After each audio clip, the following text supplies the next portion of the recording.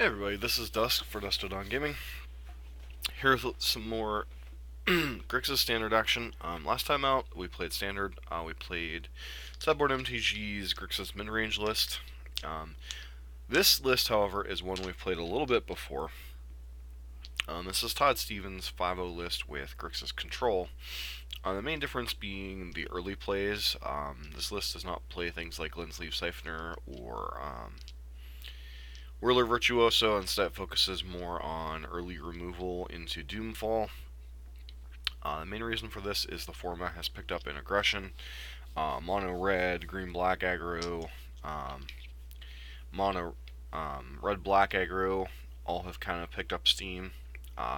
Green slash black aggro in particular with Vine Mare has become a problem.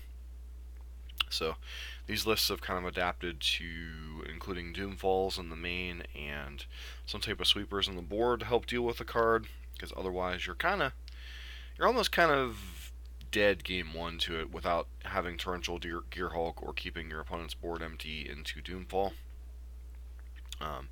So this list is kind of an adaptation for the green-black aggros, inclusion of Vine Mare. There's also a mono-green deck list running around with a bunch of hexproof creatures, including Vine Mare and Carnage Tyrant, and also the Hydra, the Energy Hydra that I can't think off the top of my head, Bristling Hydra. So it's good to have things that can edict to your opponent as long as you can keep their other creatures off the board. This particular version runs 3 Fatal Push, 3 Magma Spray, the full 4 copies of Abrade. Heart of Kieran can also be a problematic card for these Grixis lists without having copies of Abrade. Champion of Wits here as an early blocker also helps smooth out your draws if you're drawing too many of your 5 and 6 drops in the early game. One card in particular to look out for in this list is Commit to Memory. When we were playing sideboard MTG's list, we noted that we really like the card Consign to Oblivion. So Consign and Commit do very similar things in what they're trying to execute. They get problematic permanents off the board in colors that otherwise could have problems dealing with things like enchantments. Commit obviously puts them a couple cards down in their deck, whereas Consign allows you to bounce it on their end step, and then maybe if they only have a couple cards in hand, use Oblivion to empty their hand out. So we'll have to keep an eye on that. 4 copies of Nicol Bolas, 4 copies of Vraska's Contempt. This deck is very heavy on your 4, 5, and 6 drops, so we have to keep an eye out on that. It's kind of on the upper end for standard, a little bit risky.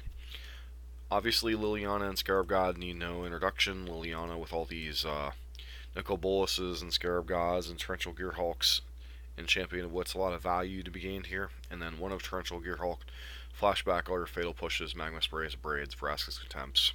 Unfortunately, it does not flash back Doomfall. And then a couple of Search for Ascantes. Since you are a little bit more of a controlling deck, this allows you to find your Planeswalkers or your various removal spells. Sideboard, playing a little bit more of a spread out game, which is typical in these Grixis decks.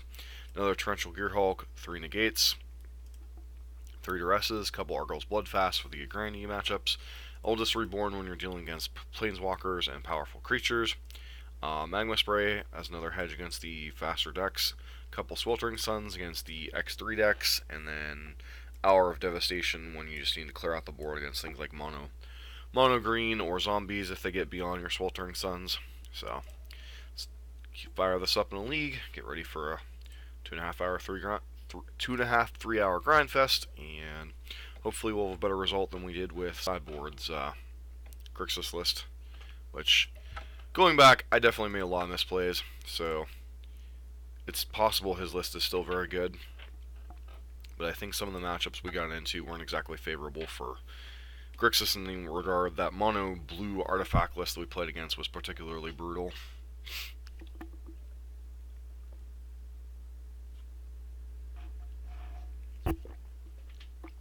Sorry about the drinking sound effects there. So I hope everybody had a good weekend. I took a couple days off streaming Friday. Friday I worked and then I played F&M. And Saturday and Sunday I worked both days and wanted to relax a little bit. Saturday so I could get some sleep. Yesterday, pretty much get some sleep and relax as well. I will try to stream every day well, Monday, Tuesday, Wednesday, Thursday this week. Friday, obviously, I'll probably be taking off for F&M. Saturday and Sunday, we'll see. A lot of it depends on how I feel. But definitely be streaming this morning and Thursday morning because I'm off work both days. So try to do some longer streams those days. Against Titan Magic.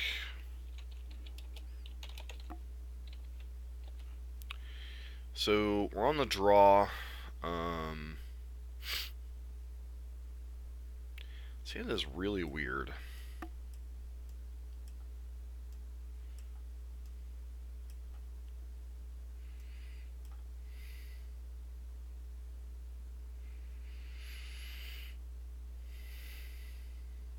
This deck is very mana hungry, and we have 4 cycling lands in our hand. So I am inclined to keep this because we have an Abrade to interact with a faster deck. And this deck really needs its land drops. So, screw as that sounds, I'm going to go ahead and keep this one. And we'll immediately get then we'll immediately get punished by a Bomat Courier or something. But it looks like we're up against either Grixis or red-black.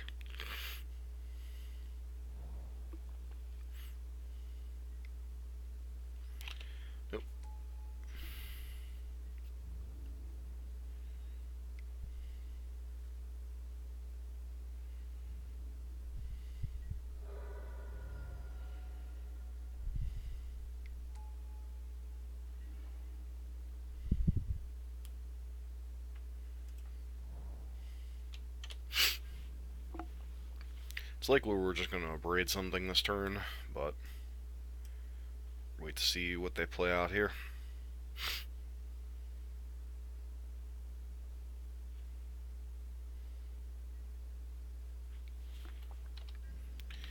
If they just go to combat, I'm just tempted to Abrade this stupid Bomat Courier. Because it's the card that deals us the most problems in the mid-game.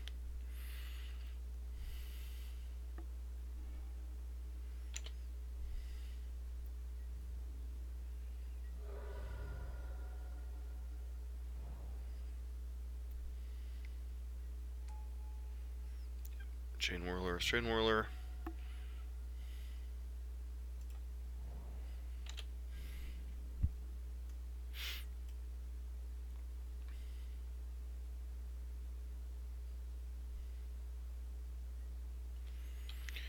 Gonna take at least 4 here.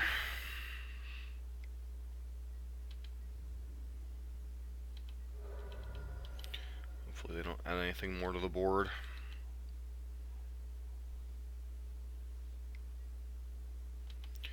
I think Scrounger I'm okay with here.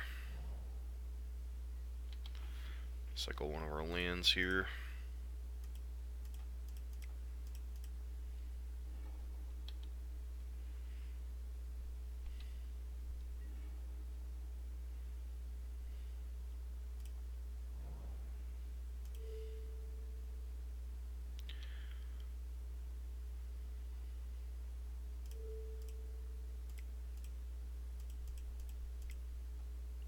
Let's go to main phase this Contempt. It's possible I should Doomfall here in case they have Chandra or Hazaret, but at the same time,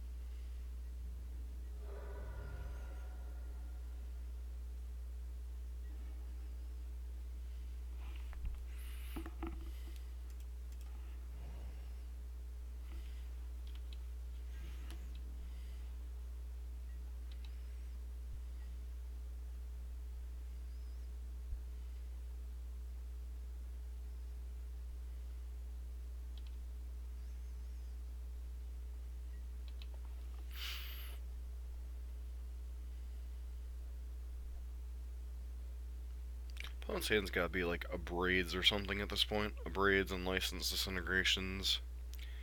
Maybe a Magma Spray or 2.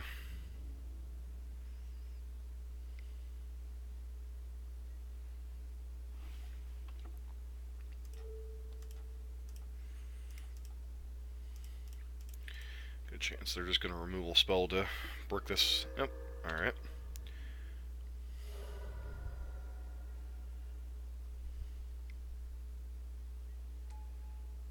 Alright, Hazoret is Hazoret.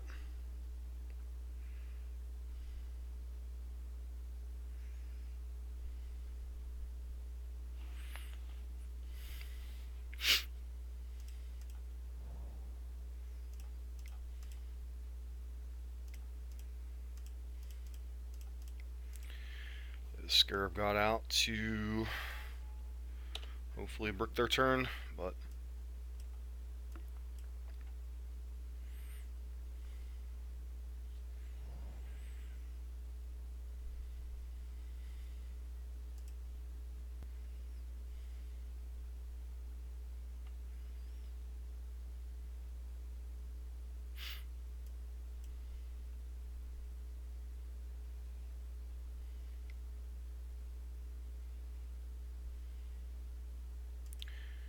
sure.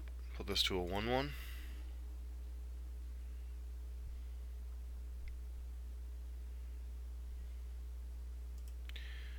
So we're going to take a lot of damage here.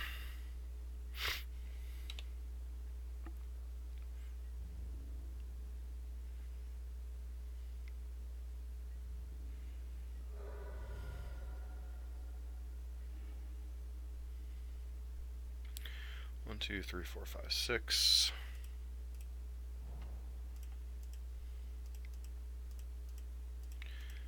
Just gonna go ahead and main phase this.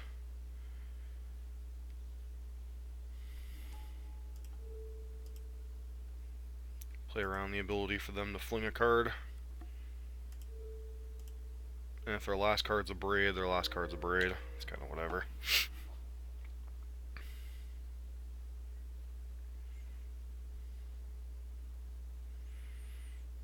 And that Ribbons has us really, really close to dead here. Does Glorybringer kill us here? No, but I don't think it's good for us either.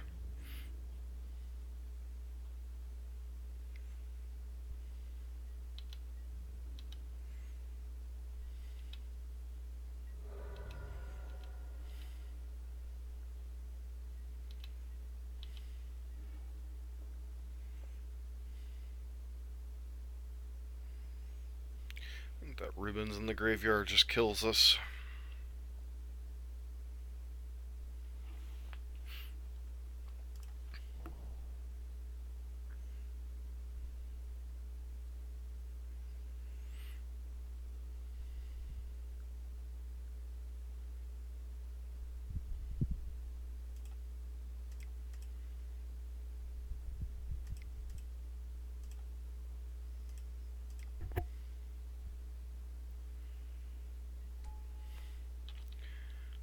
Discard the last cards, probably a land.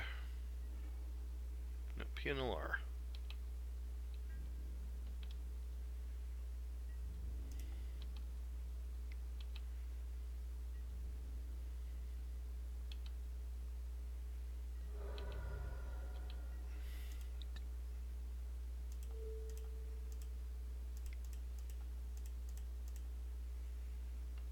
Probably just exile the Soulscar Mage here. And we're just dead to that Ribbons in the graveyard.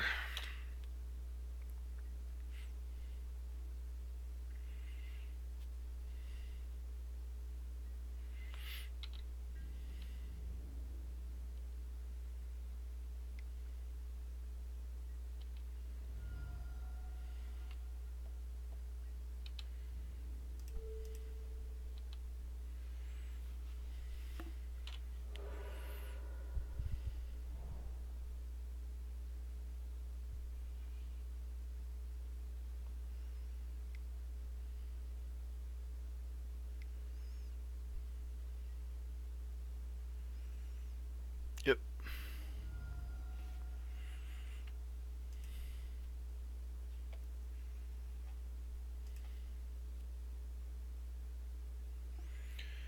Alright, so...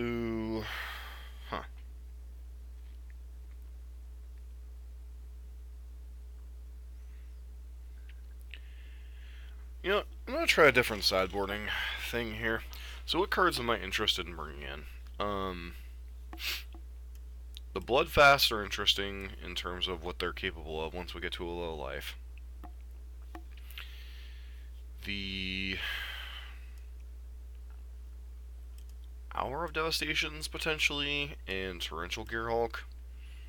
Sweltering Suns would clean up their early guys. Even consider Eldest Reborn. Cards am I not, what I don't like in this matchup. Not a huge fan of Doomfall. On the play, though, it could be better. Probably cut some number of Champion of Wits, because they usually have pretty easy answers to them. Commit to Memory is kind of a necessary evil against their Planeswalkers.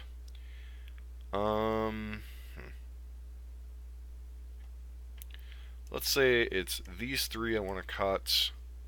And which cards do I want to bring in? Like one copy of Bloodfast,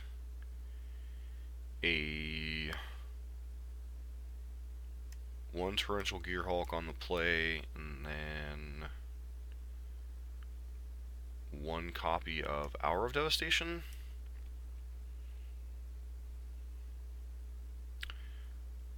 And then I think the next card I would want to bring in is another copy of Hour of Devastation, but I don't think there's anything in my deck that I would want to cut for it. So, go with this, given the fact that they're on the Bomat Courier build of black-red, so they're a little bit faster.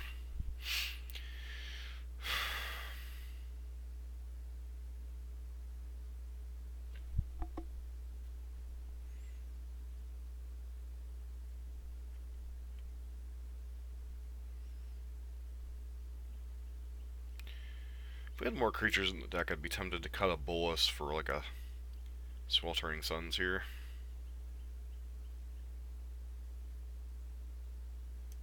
Yeah, maybe I should. Just to have a little more answers to their early rush.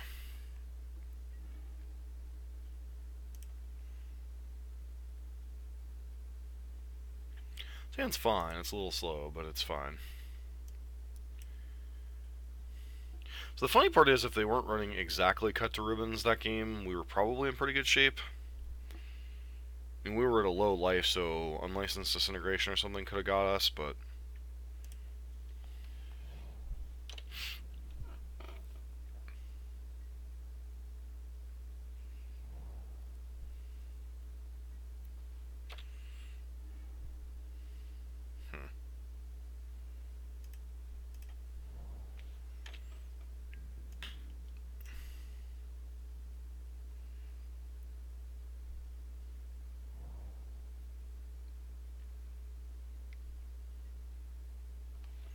Kurizev, sure.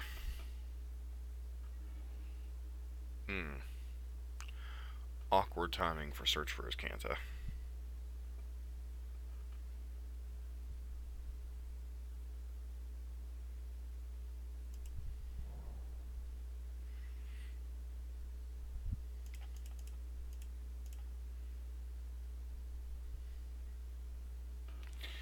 I like it too. It's just very tricky to know the right sequencing, and that's my biggest problem with these mid-range control decks. Like last turn, if I would have played my land untapped, I could have killed this into Search for Azcanta, play tap land.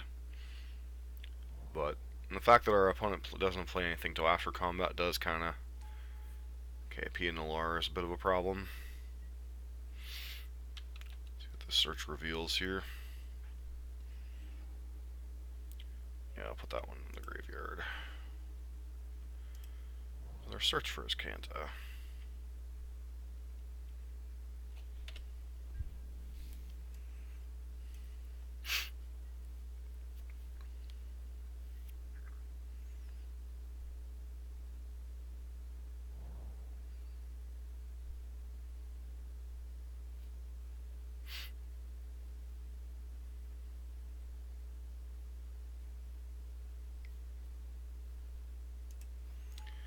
That Courier's a thing. This is a situation where really need to find one of our sweepers. Probably reason to bring in more copies of Sweltering Suns, especially.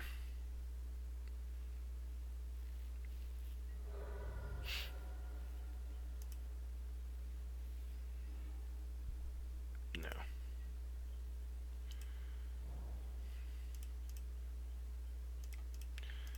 So our best play is Liliana, probably down tick for Bolas here, but the problem with this line is if they have Unlicensed Disintegration or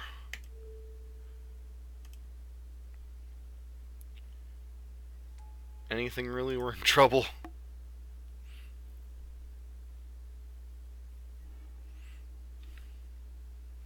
That's just disgusting.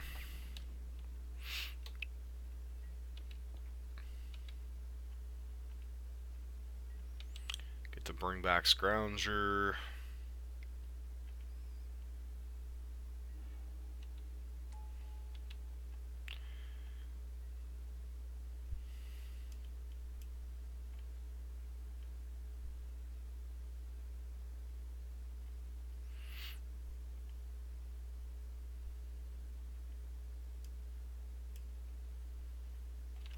As much as our opponent's tanking, they probably don't have Unlicensed Disintegration, would be my guess. Never mind, then I don't know why you took so long to tank there. 2, 3, 4, 5, 6, 7. Going to 3 here.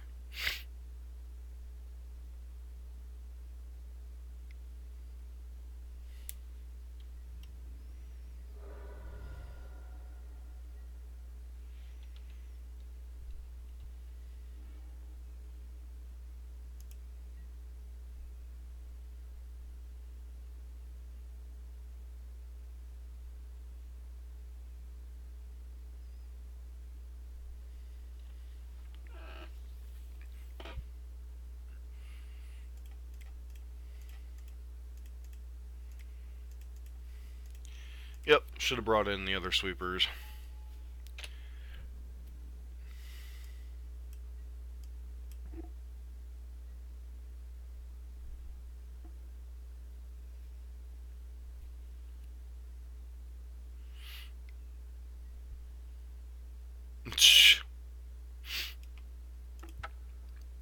Yep, that'll do. Alright, so lesson learned here when you play against the red decks that are showing you Bomat Courier in game 1, bring in all the sweepers.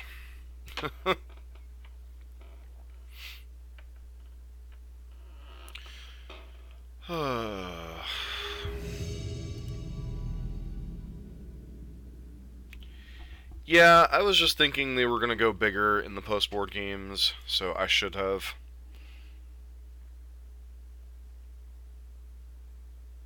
Sand seems reasonable. Got some removal spells into a Scarab God.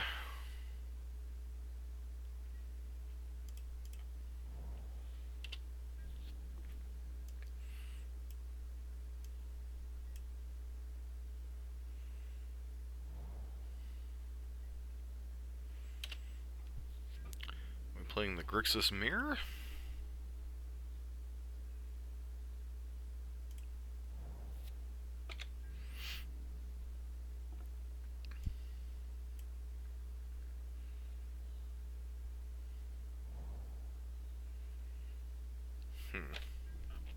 Could be blue-red Control, could be blue-red Wizards. Guess we'll find out.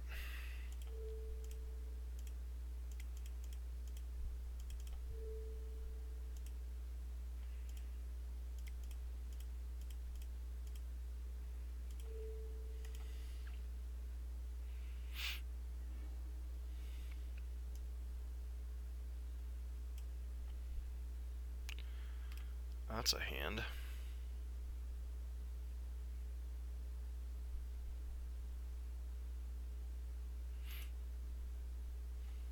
Don't really care about Sweltering Suns. Double Countervailing Winds is annoying. We'll just take one of the Glimmers here.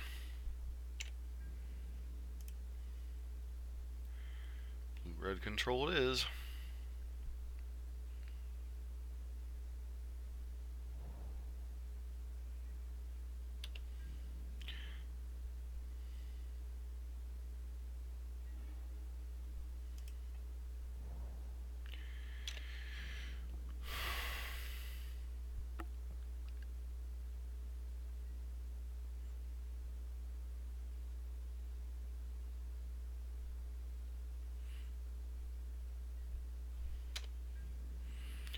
Hopefully we hit an untapped land here.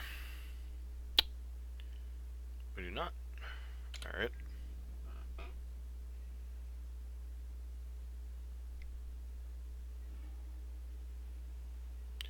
As their countervailing winds are now online a little bit.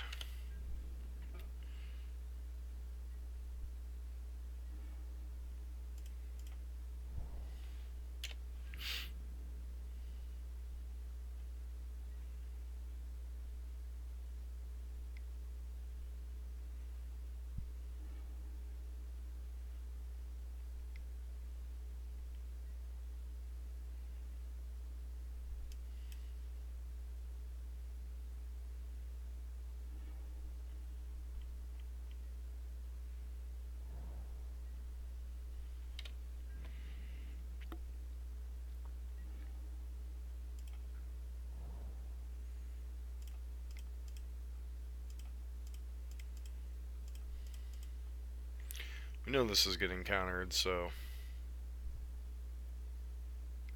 hopefully they have to use countervailing winds on it. Yep. Then hopefully we can resolve Liliana next turn.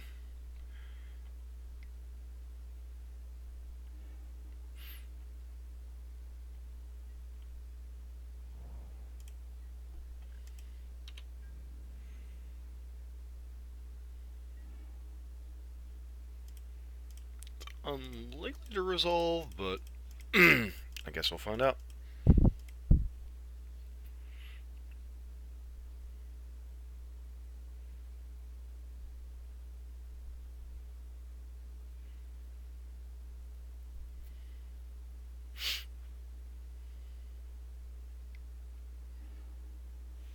Alright.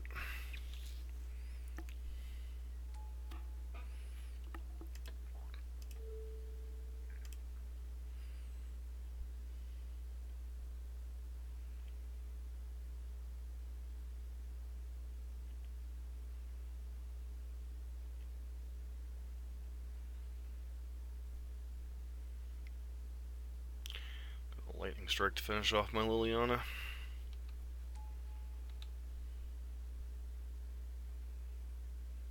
Feels like a lightning strike or shock to kill Liliana here. Yep.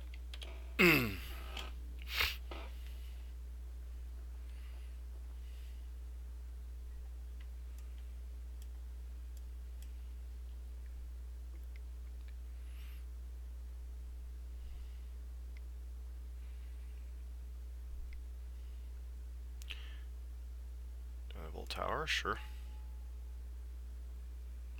Need to draw a braid very soon.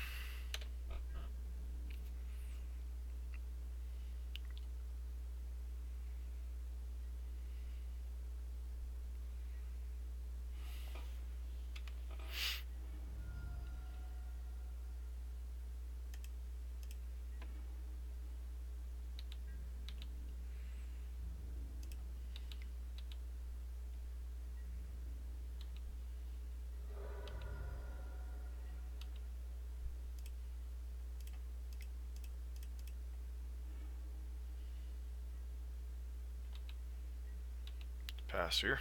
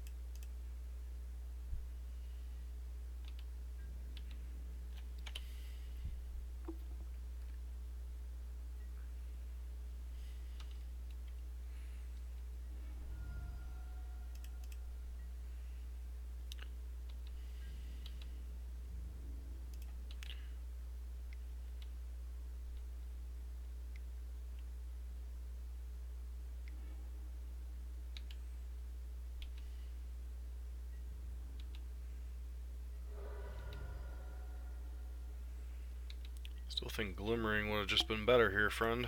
Whatever.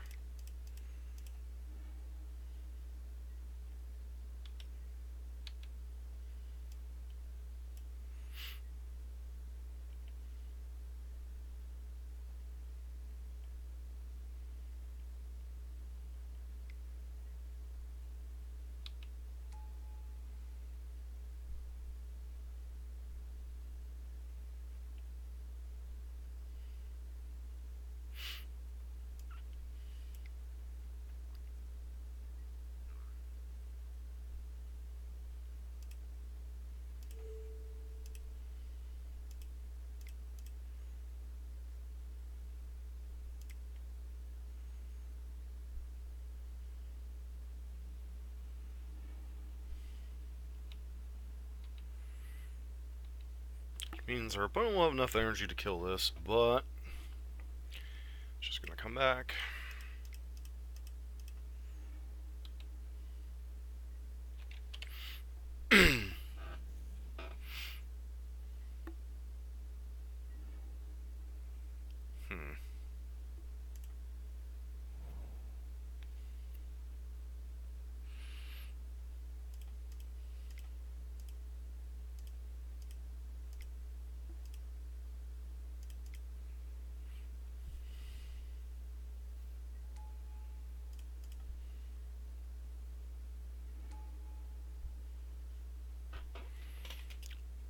Hit a couple of removal spells we didn't really want to see.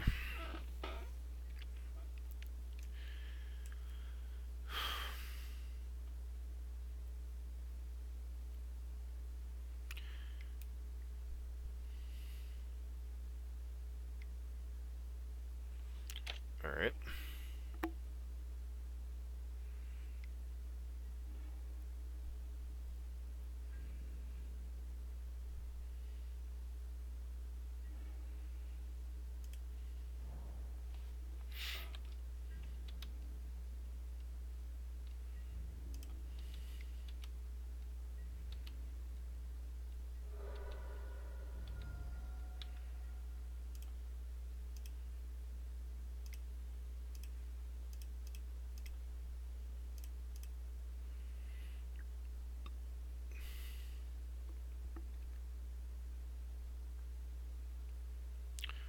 Dualcaster and Legacy Burn.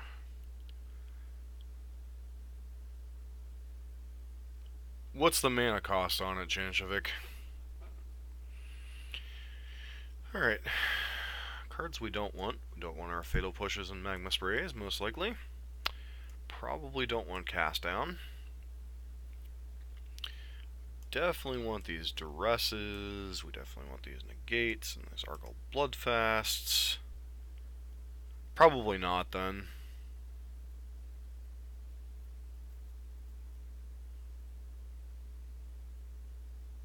Yeah, I was trying to remember the mana cost on it. I play it in my Dorati deck.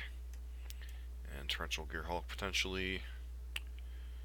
Make 2 more cuts. Maybe 1 Vraska's Contempt. And...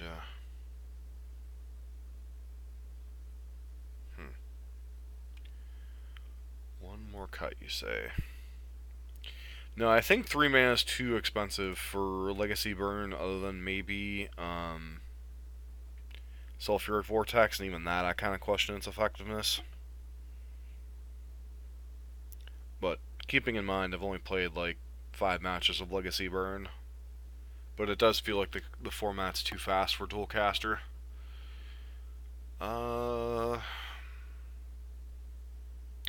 So 1 more cut here. I don't want to cut all the Contempts on the off chance that they have like Planeswalkers in the post-board games, especially if they're like splashing black and we didn't see it.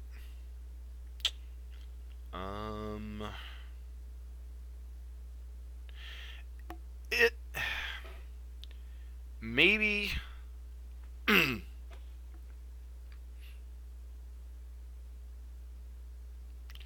like, I'd be more tempted to play Direfleet Daredevil in Legacy than I would Dualcaster Mage.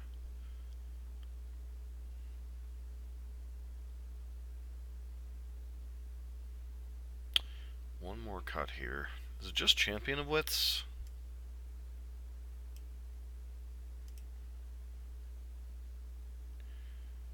Like, copying that or Price of Progress, but the problem is, like, you have to have pretty much every spell except for, yeah, we're keeping this in. Every spell except for Alright, sure. Alright, that's one way to get a match win.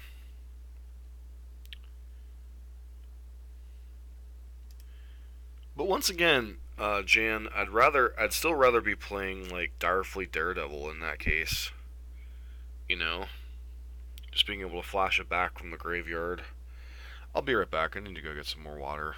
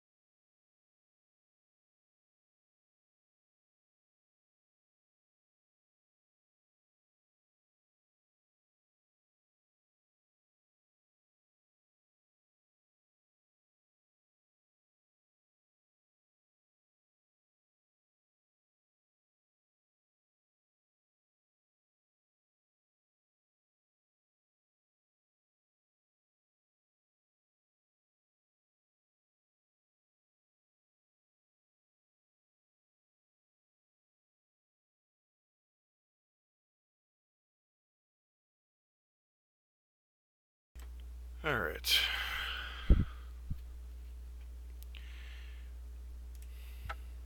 Yeah,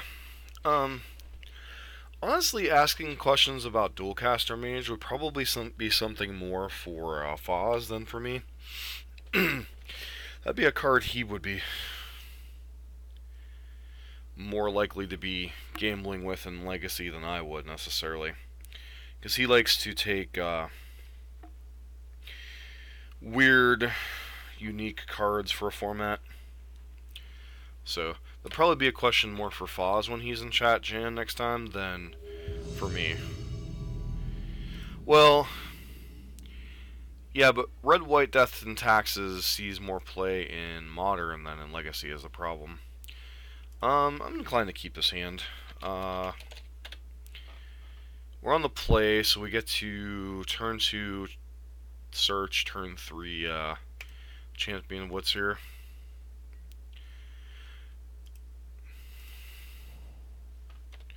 I mean, we could certainly try it at some point down the line. I'm not opposed to trying cards like that. It's just, please don't have turn 1 duress. Yep, Zombos. This could be a little rough game 1.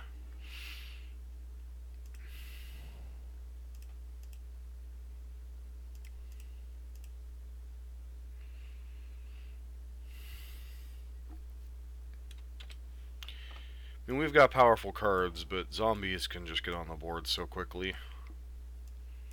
Yeah, especially with a start like this.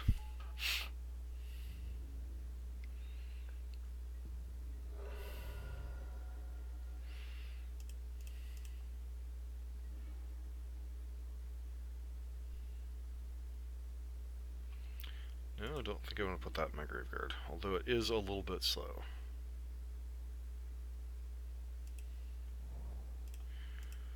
Let's play a Champion of Wits here. See what we draw.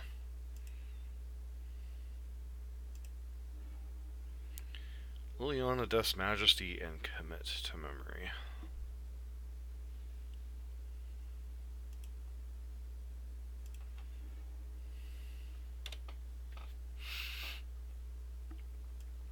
Yeah, I'm only truly familiar with hopefully they attack with Dread Wanderer here.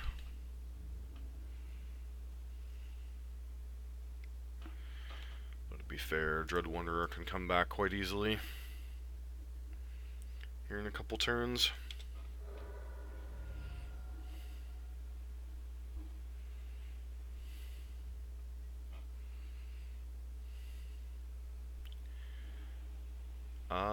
Fatal Push.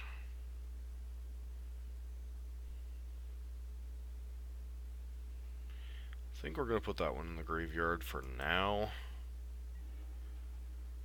And we draw Braid.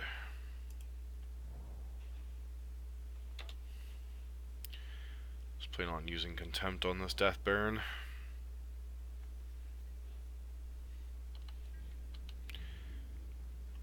Though I suppose I should use a Braid on the off chance they have Liliana here. Do I just take this extra 2 damage just to be able to kill Liliana? I think the answer is yes.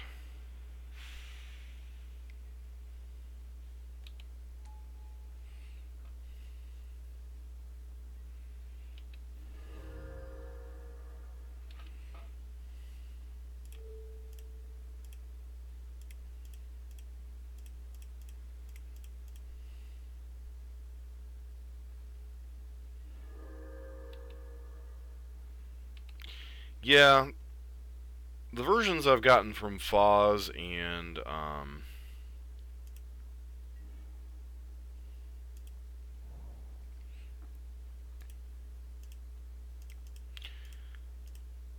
from Foz and Space Marine so far have kind of echoed just Grixis mid-range.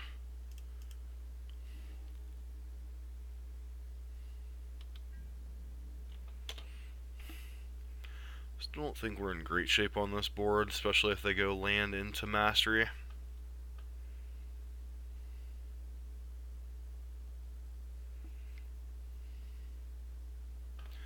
Another Liliana, kill my zombie.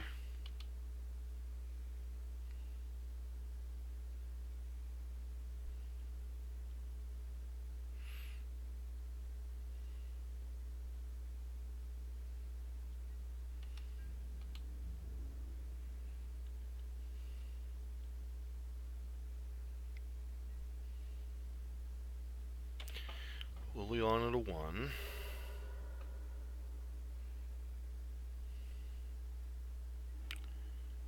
Scarab God. No. Yes. 1, 2, 3, 4, 5, 6. So 3, 4, 5, 6.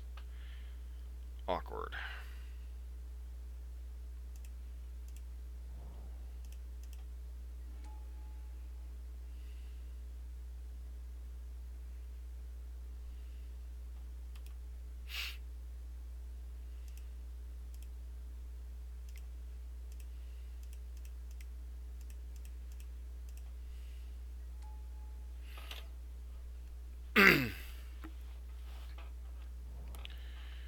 Alright, what does that do?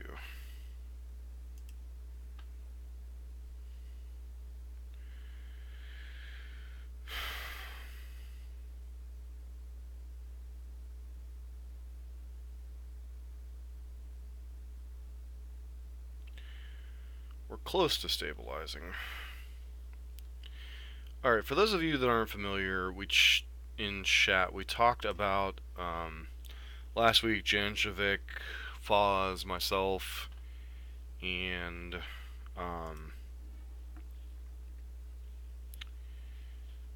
Space Marine talked about a contest where I set like a specific card or a specific parameter, and people tried to build a deck around the concept, and then the best version of that deck gets played on stream. The card I chose was Nicol Bolas Ravager for Modern, and the only other specification is that the deck had to have a minimum of 2 Nicol Bolas Ravager. So our opponent here is in the tank. Does not seem like they have Vraska's Contempt here. So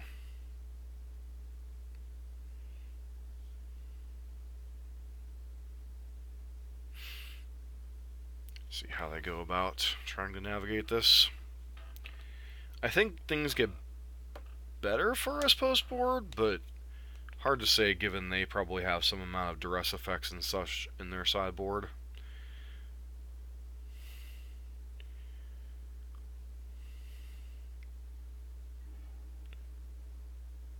Okay. It's an interesting one.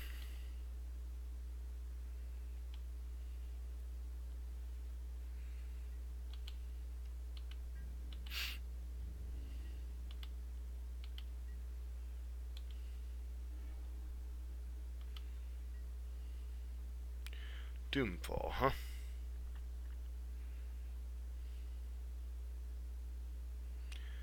Five, six, seven.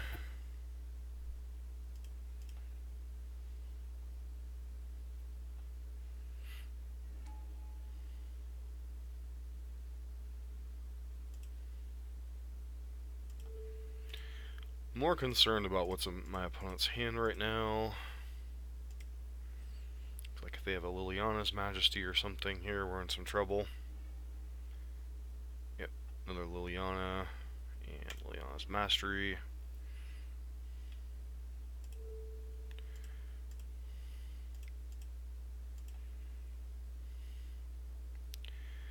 Let's get this Death Baron off the battlefield.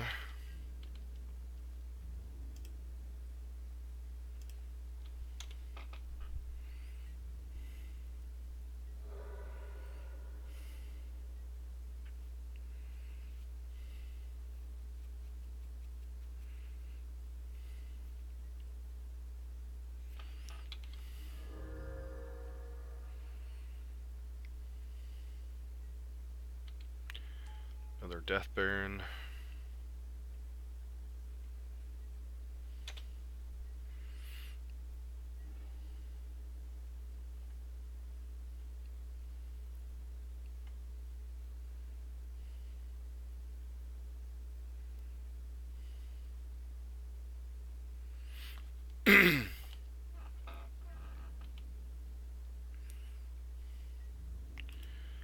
We just use these to kill Liliana. If they want to trade off their Death Baron, they can. They probably won't, though.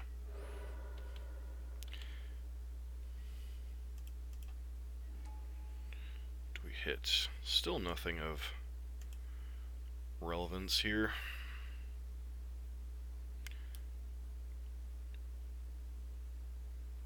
So opponent's going to know something up when we're not playing. Something is up when we're not playing Scarab God here.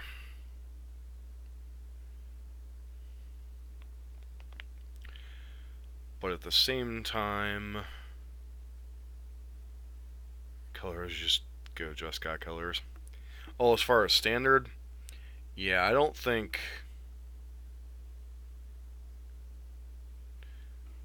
Nicol Bolas would put a Grixis favorable wins deck over the top. The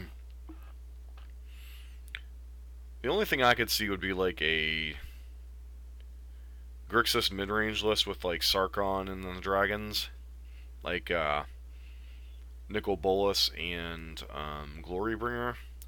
But I'm not even sure if that would be enough to even justify playing favorable wins in that kind of a deck.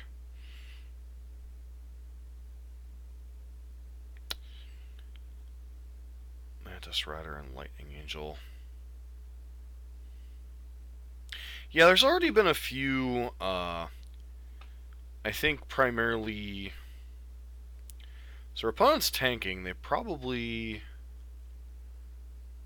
So our opponent has a minimum of 3 Lilianas. Yeah, opponent has 3 Liliana deaths, untouched by death in their deck, at the minimum. So obviously they're trying to wrap their head around what we could possibly have here as the most American deck.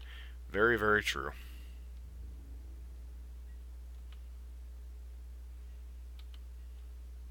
So our opponent's going to literally play nothing. Alright.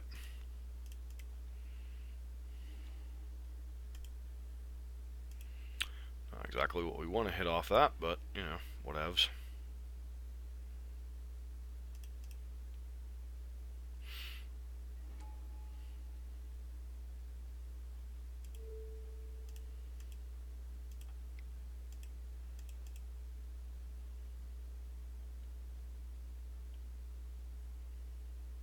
Yeah, but it's primarily been championed by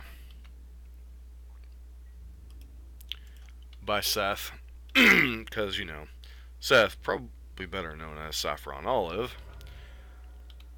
All right, so we tapped our mana already. I may as well go ahead and play out Scarab God, since my opponent's, I don't know if they're just spooked out by the fact that I left up open mana and didn't replay Scarab God, or if they're just kind of holding up like a Vraska's Contempt here. Looked like for a little while they might have been able to run away with this game, but we've been able to stabilize, I think.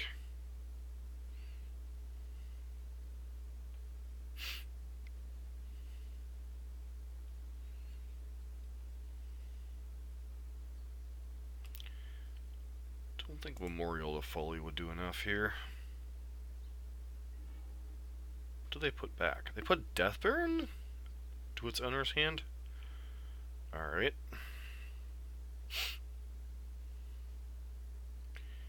Interesting choice.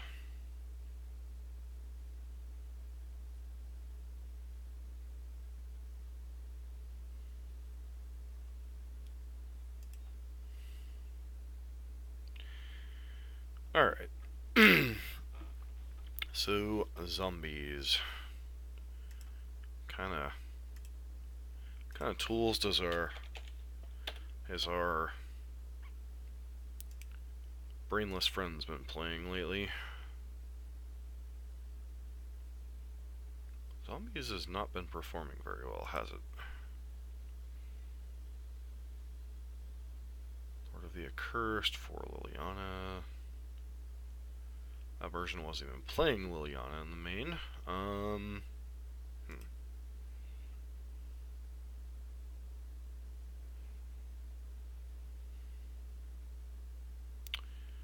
Interesting.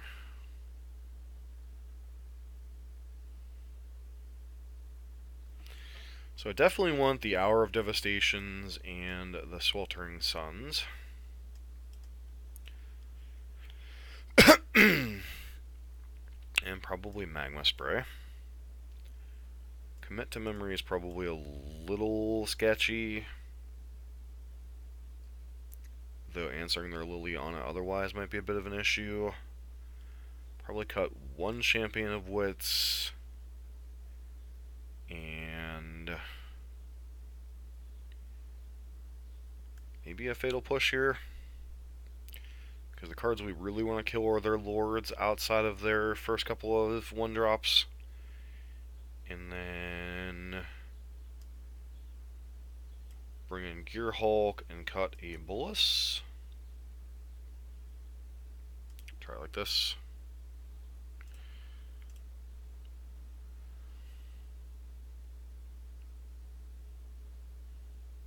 There's a couple different couple different things you can do with dragons. You can play mono red Prison, which has kind of popped up with Sarkon. You can play Ponza, which O'Doyle has started to toy with. I have a build that I haven't tested yet. And then you also have mono red Scred dragons. So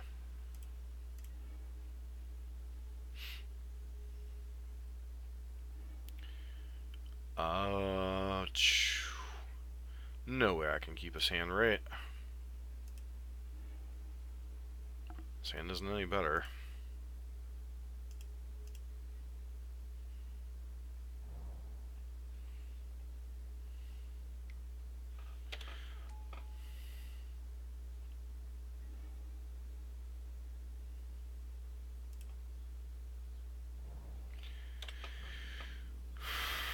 It's the danger of playing this deck sometimes. Especially when they have a draw like this into a Lord. Yeah. That's a hand.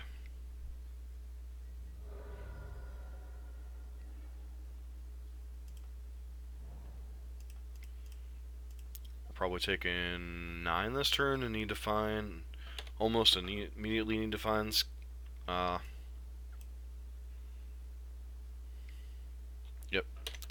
Basically need to find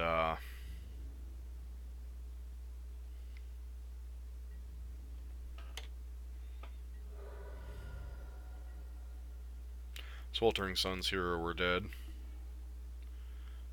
Yes, I'd like to put that in my graveyard. Vraska's Contempt's not enough. Alright. And that, ladies and gentlemen, is why Zombies is a deck. So, Fatal Push back in.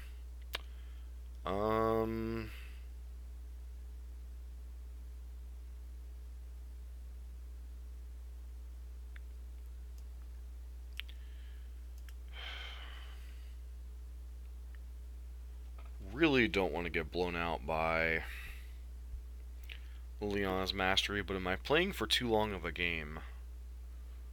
Huh.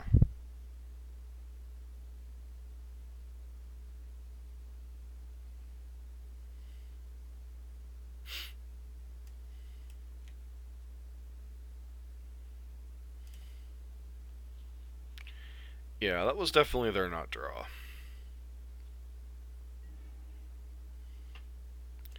Guess I'd like to play first. Dear Lord. Guess we'll keep it. Vraska's Contempt to the bottom, because I don't need any more 5-drops in my hand. 4 and 5 drops.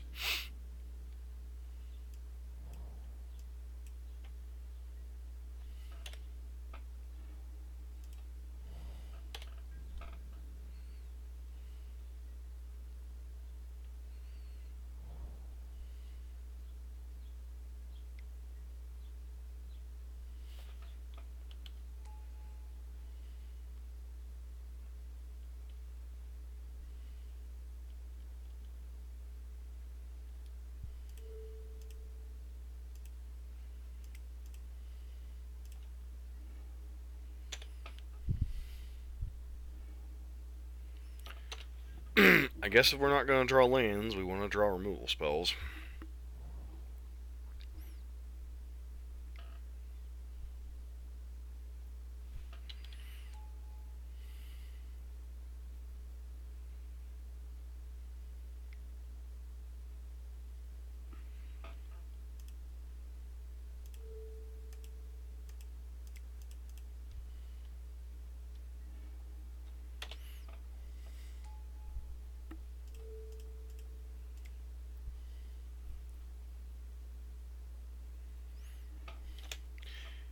Yeah, there's a lot of decks post-rotation that are going to get a lot better, I think.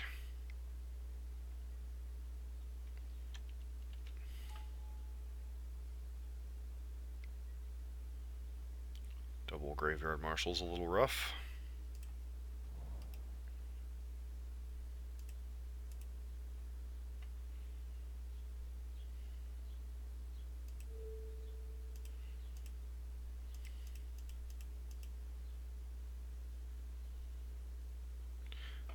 Didn't matter in that spot, Janshavik. You know that.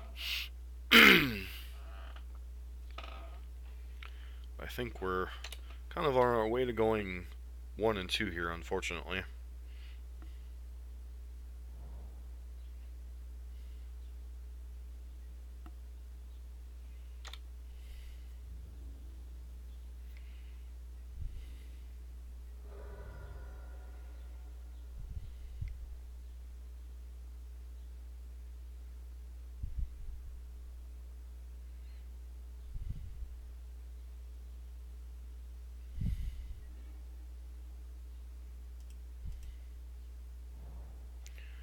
What monument exactly? You know all the monuments rotate, right?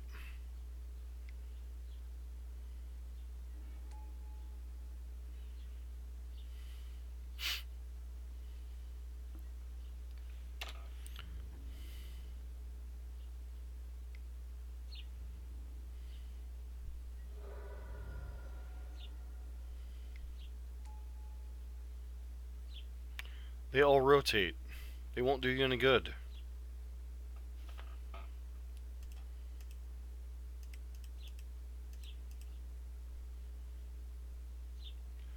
They're all part of Amonkhet Het block, which rotates.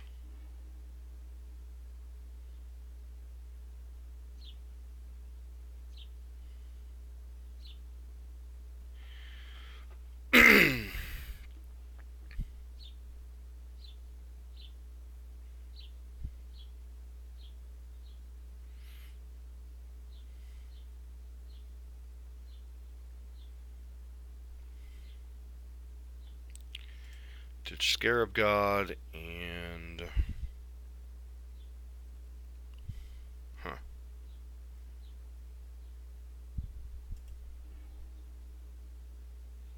Oh. Yeah, I guess that you could look at it that way.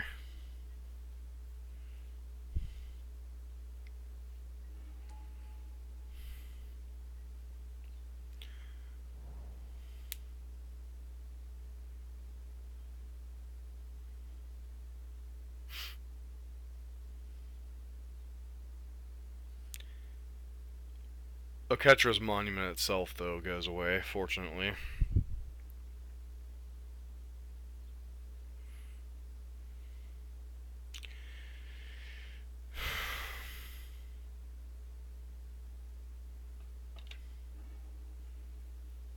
you have a Lord, we're pretty much dead here. 3, 6... We're taking a lot of damage here.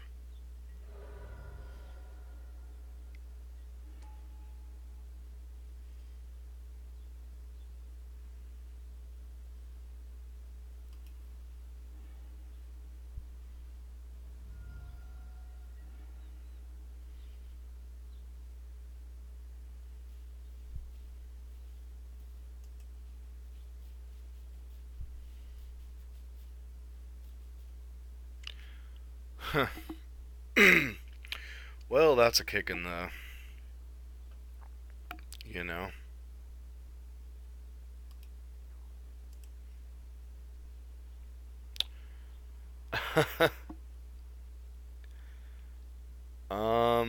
It's a really good question.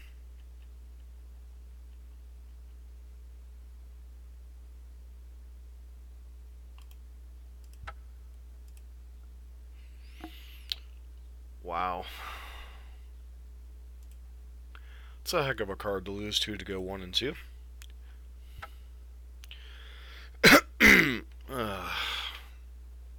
Yeah.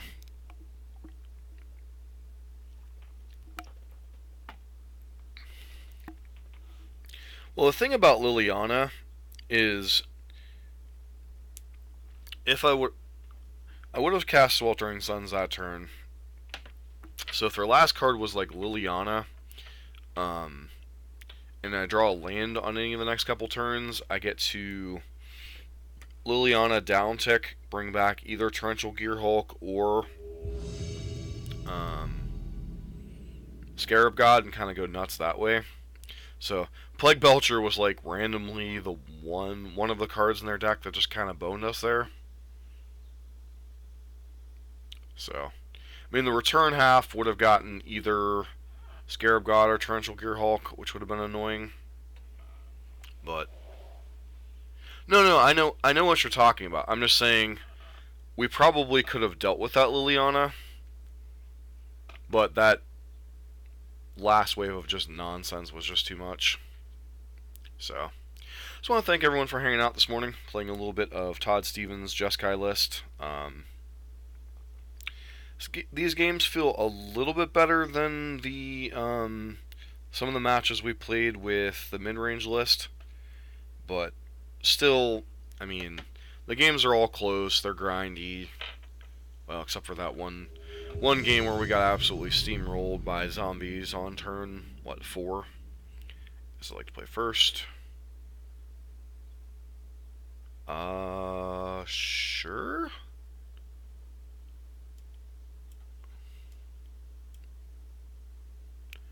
Guess we hope we hit lands here. Couple Magma Sprays to avoid getting run over.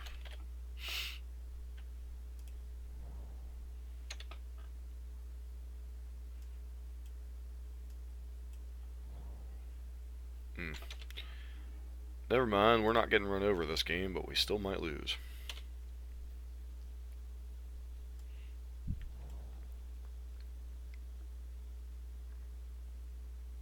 Oh, okay. Looks like we might be up against Hexproof.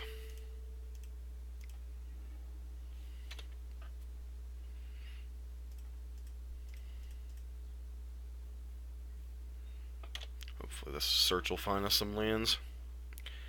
This deck is more set up for Vine Mare. Oh dear. Well, Things just got ugly. We need to find an Abrade really quickly here. No. Gonna be hard fighting through this Aketra's Monument, though.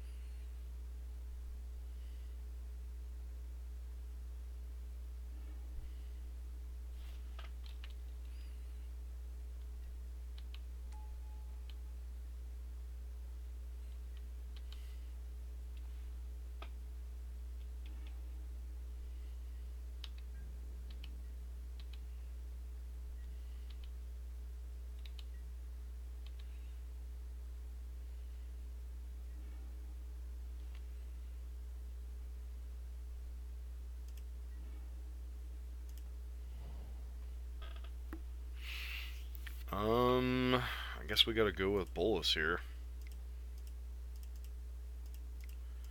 I don't think, just for the record, I don't think we're winning this game though, because we needed to find an Abrade in that one turn, but I couldn't afford to throw down only hand either, so. They throw a Mentor of the Meek, that's kind of scary. Oh, because they already had another one. Alright.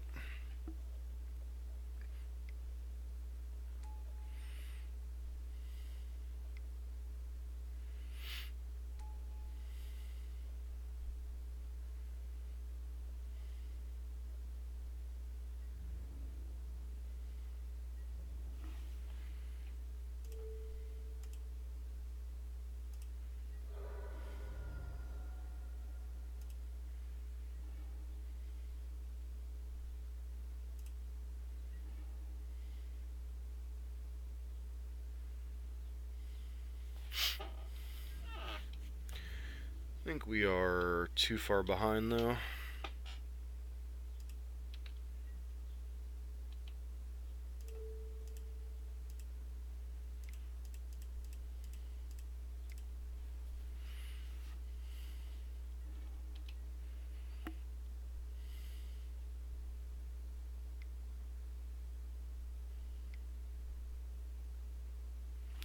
Yep.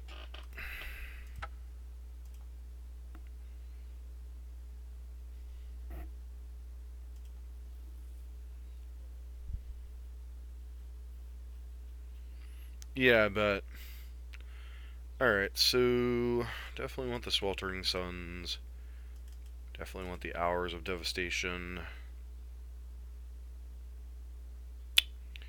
Doomfall's a little garbage here. Commit to Memory's a little suspect.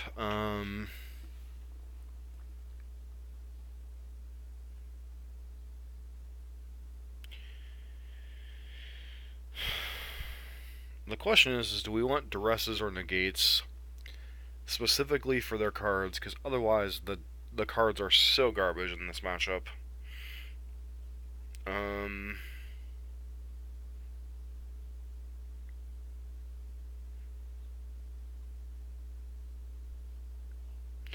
Our sweepers are really the only thing that keep us in this game.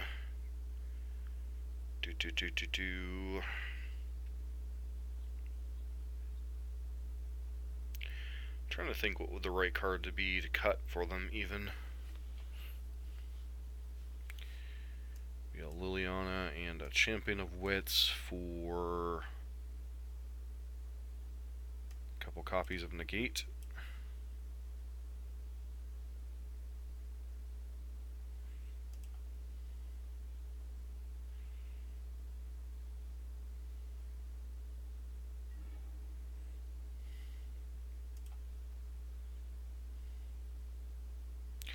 Ixalan Binding is definitely a card, but at the same time, we have enough threats that I'm not truly concerned about Ixalan's Binding.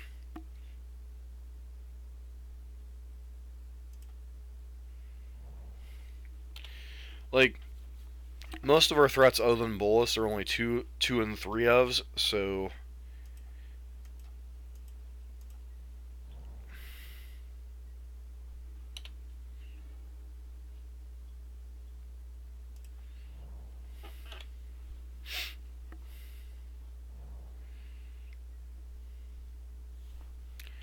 Yep, Knight of...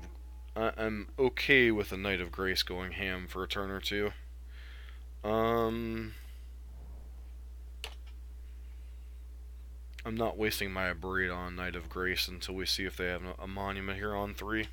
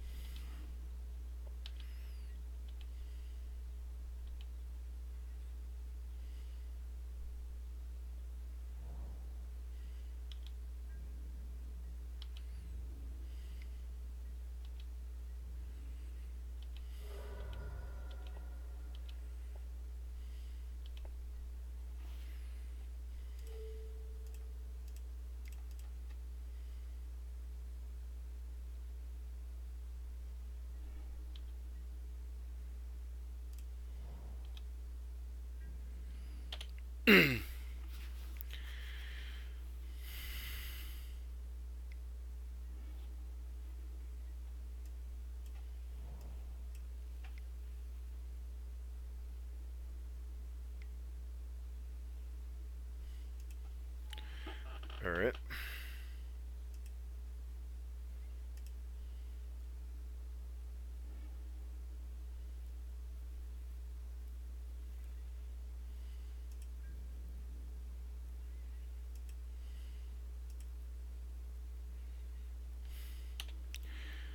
Opponent going to try to play a bit of the value game without exposing their monument, I guess. I suppose without a source of actual card advantage, this is kind of a concern.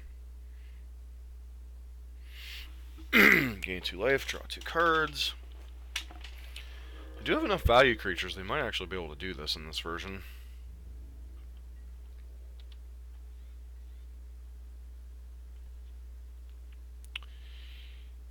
Yeah, but at the same time, we need some way to answer their crap, so...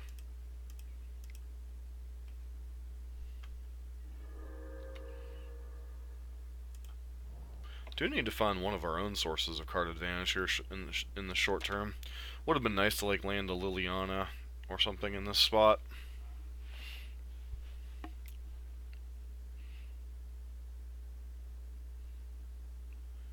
That's an annoying one.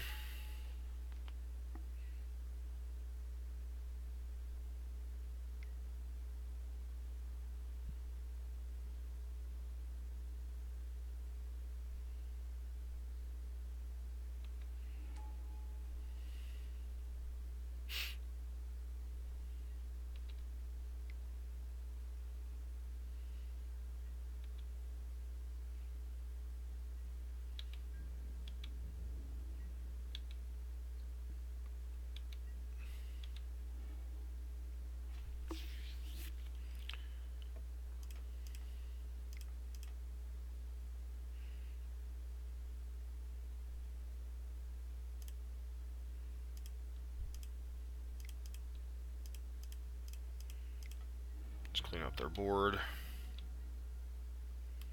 Why is this a 1/4?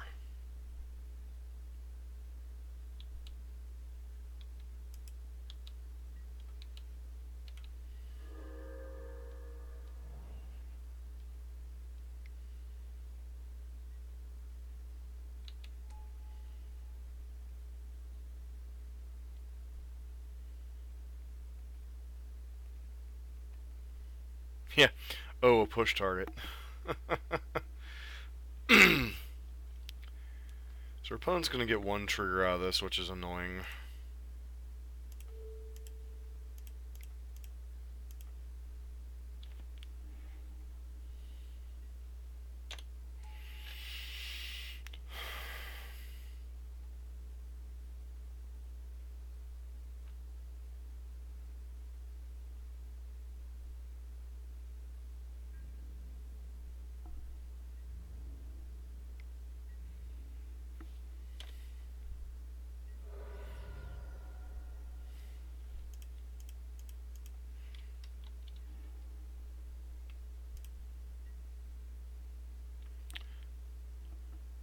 2 push targets. 2, 3, 4, 5.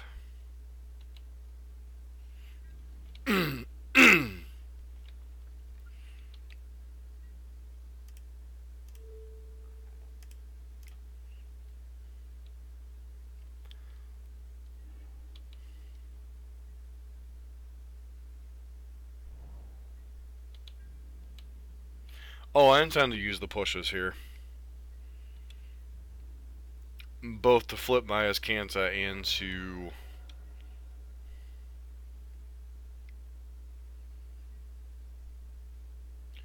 Yuck.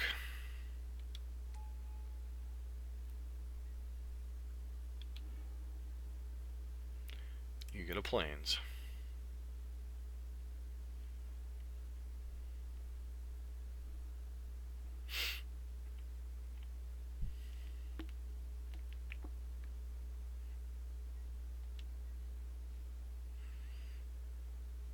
Two, 3, 4, 5, 6. So if you use this push, I'm guaranteed to flip his Canta here. Yes, I'd like to put that in my graveyard. Yes, I'd like to flip his Canta.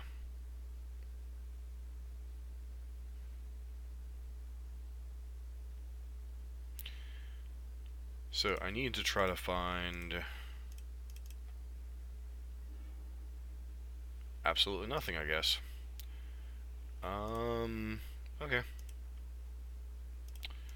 I can still play Bolus, although he's probably just going to get answered by some type of enchantment. What's up, Space Marine? How you doing?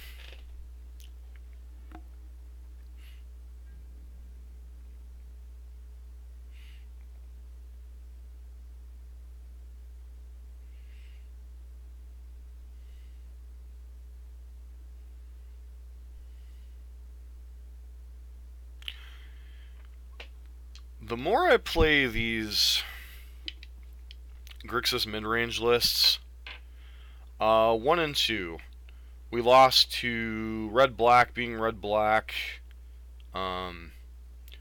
We beat blue-red control.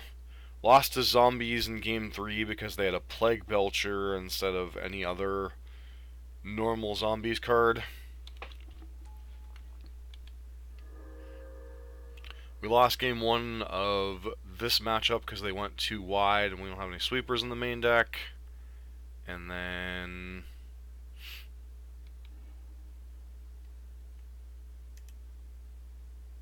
yeah, Plague Belcher is very nice tech against an opponent with a Sweltering Suns in their hand, I agree. So, this matchup, we're down a game in game 2, and our opponent is the blue-white version of the deck, so they're much grindier. Because they have, like, Cloud Blazer and whatnot. So.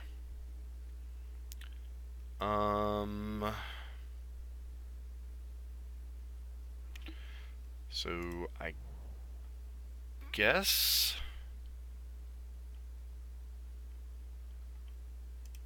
I activate Azcanta here. Still looking for a Vraska's Contempt. And still finding nothing. So...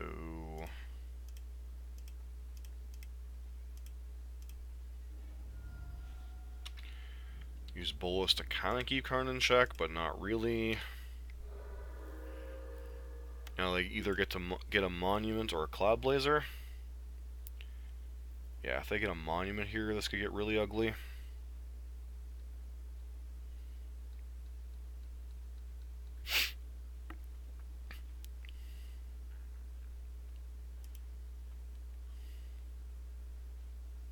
Yep, they get their namesake card here, which makes sense. They get to go really wide. They have another Cloud Blazer? Or a Lyra, wow. I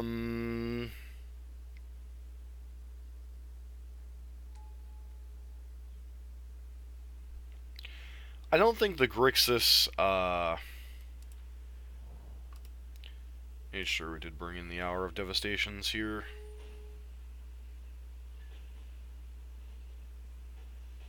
I don't think the Grixis mid-range and control lists are to my liking, but the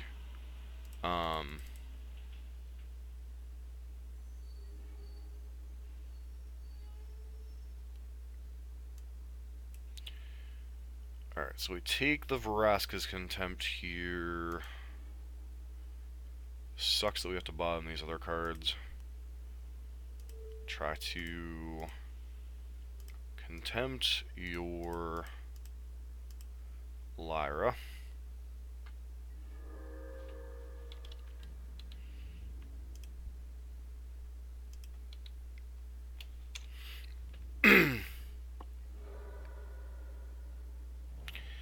Yeah, the red one's a little bit different ballgame, though.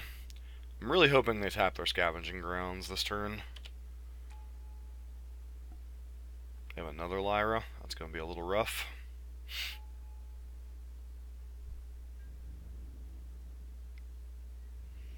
So we can't use Bolas to bring back their Lyra, so we gotta continue to dig for Hour of Devastation here.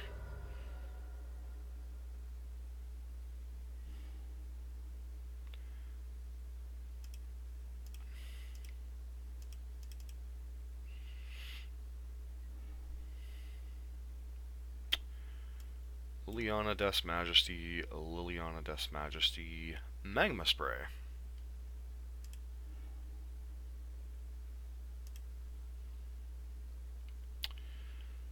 So, what can I do here?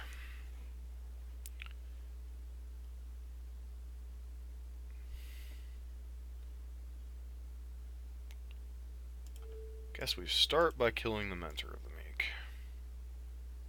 See if that resolves.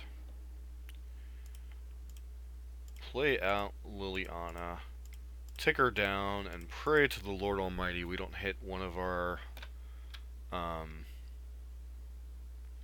Okay, was not expecting that to actually draw out a negate.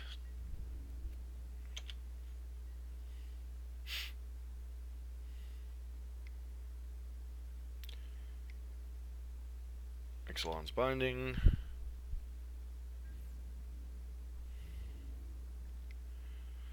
Still drawing towards Hour of Devastation here. Scarab God's an interesting backup plan. Come on, Hour of Devastation. Sweet. If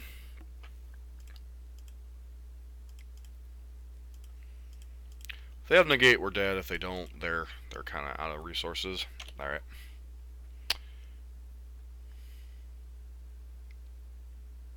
Never mind. They're never out of resources.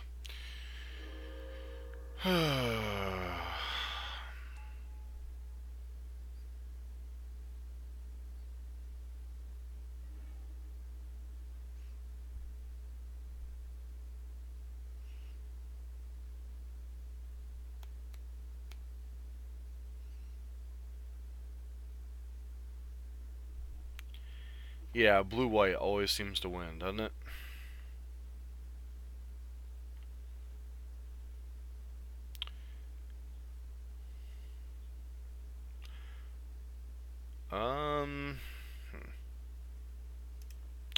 Gotta find another board wipe. We only have one left in our deck.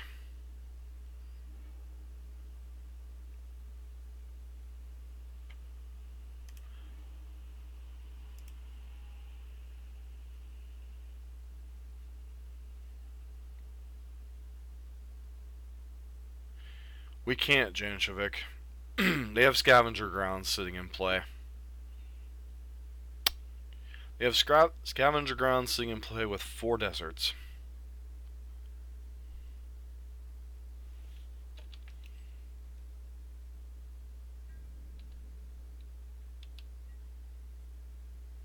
See, that's why I'm not...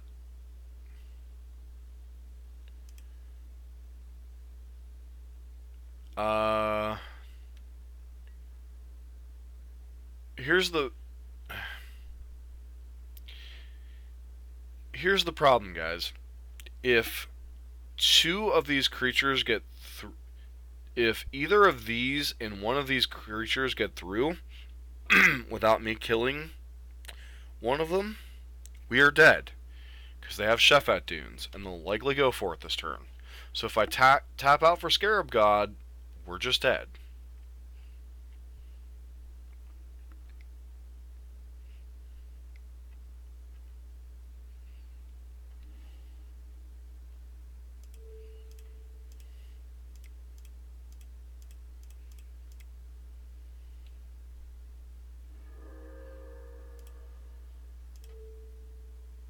And actually, we're just dead to double activation anyway, so it's kind of whatever.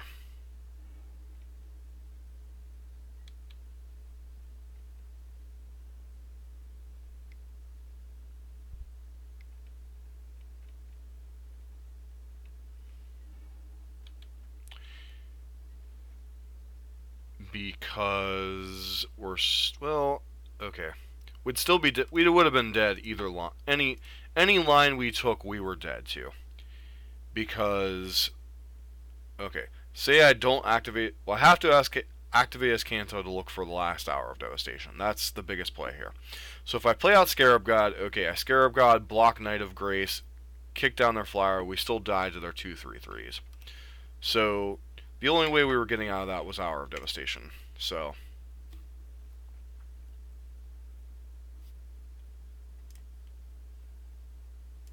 I technically could have, because we didn't have the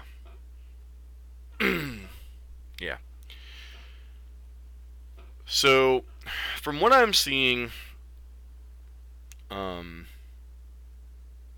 overall with these Grixis decks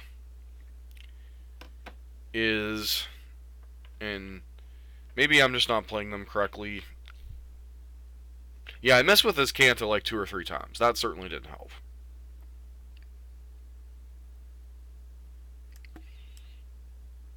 What would the line have been, Cassius?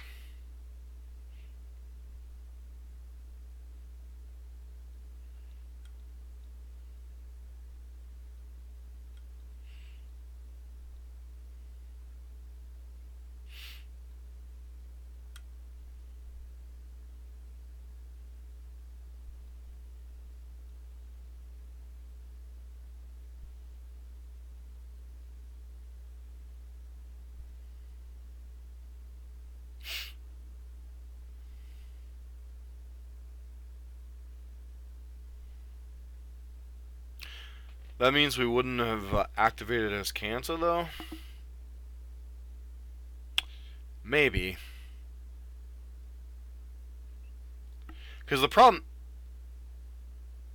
Yeah, you have to target. What's up, Molu? How are you? The biggest problem with there is just... Grixis does not do well against go-wide strategies in Game 1. And the blue-white version of Monument in particular has a lot more grindy tools because they have access to things like Cloud Blazer. They have access to the Karn out of the sideboard. So they were ready for a grindy matchup post-board, and because the mono-white version, if you hit them with 3 sweepers, the game's probably over.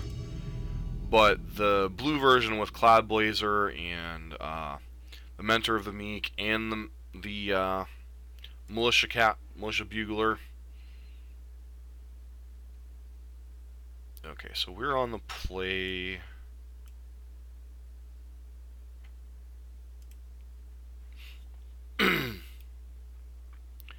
Yeah, the double, them having that much mana into that, being able to reload and reload and reload, just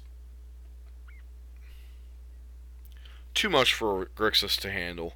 Grixis is predicated too much on 1-for-1, and then getting value back with your Vraska's Contempts and whatnot, with Torrential Gearhulks and such. That said, if we don't draw mana this game, we're probably going to lose too. Though Basic Island is kind of like, well, it could be Control, so maybe we have some time. Yeah. We were in some trouble that game. Oh, wonderful. Never mind, I know what this deck is. We're up against artifacts, and I can't cast that because Sulfur Falls.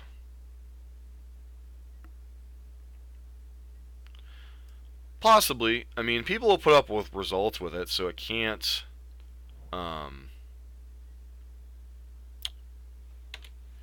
be all bad, but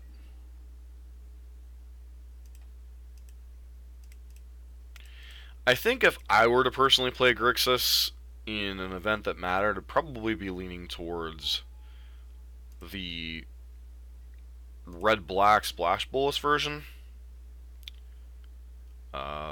Get rid of that. And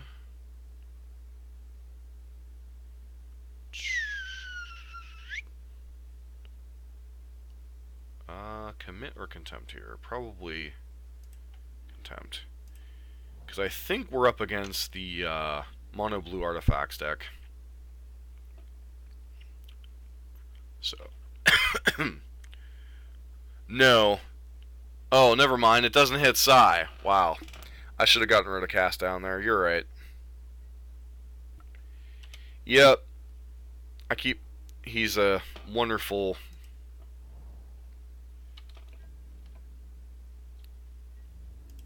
Yeah. I should have kept the contempt.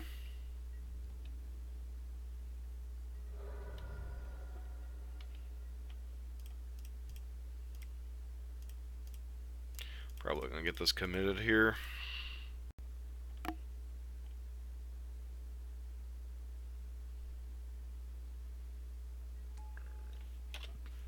Alright. Yep, I forgot. Cast Down's such a weird card in so many spots. It's a glimmer. Oh, blink of an eye, return it to your hand. Yeah, is he on mono blue control? Or just missing white mana? Looks like we might have misassessed what he's on here.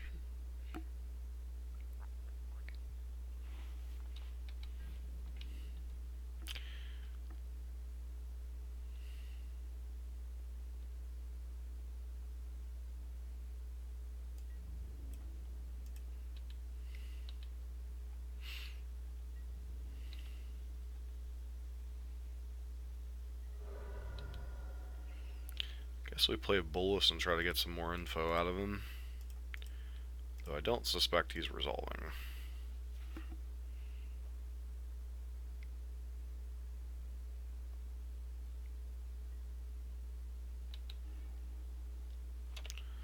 Are we up against just like mono blue control here?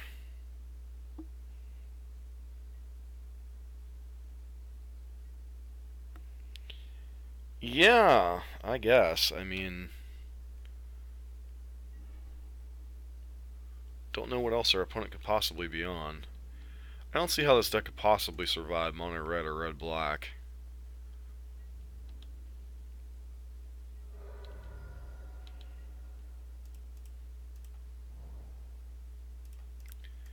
Guess I play Scarab God since they know about this one.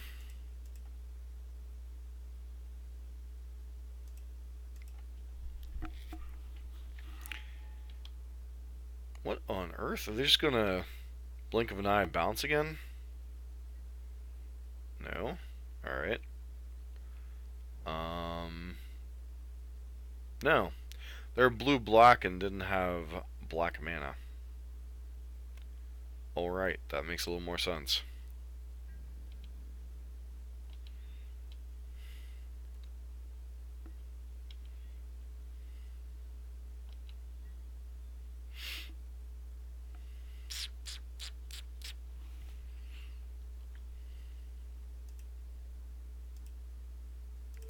I think I'm tempted to bring Bolus back here, even though I'm not going to be able to flip him.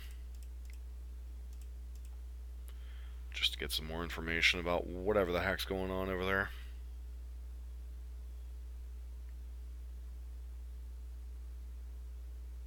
See you later, Space Marine. Alright, sure.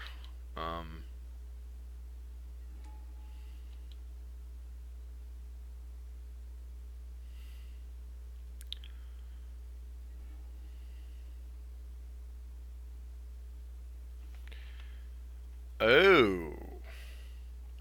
Okay.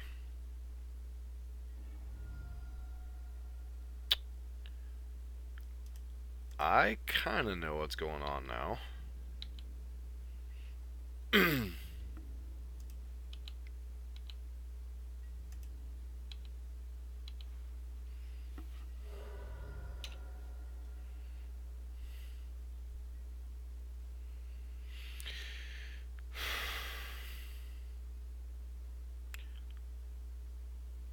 So they are on blue-black taking turns. Which means I wouldn't be surprised if they have, though most versions of taking turns have Teferi in them. So, I don't know. Alright, so let's bring in the Duresses, bring in the Negates, bring in the Bloodfasts, bring in the Eldest Reborn and Torrential Gearhulk. Get rid of all these cards. Cast down.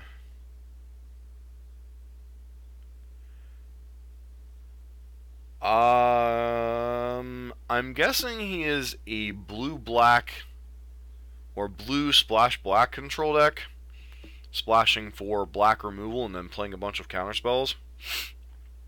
And the only thing that gives me pause is the Nexus of Fate there. I had a buddy of mine who borrowed my Esper deck and played an Ellie and Tarazi taking turns deck with Teferi in it. And he made the top 8 quite easily, went undefeated in the Swiss. Then lost to Mono Green doing Mono Green Blossoming Defense things. Gonna cut a couple more cards here. So, probably cutting a Contempt and a couple of Abrades. Abrade's probably not great, but the chances of them having something like Torrential Gearhulk or Sorcerous Spyglass are pretty reasonable, so I think leaving a couple of Abrades in is alright.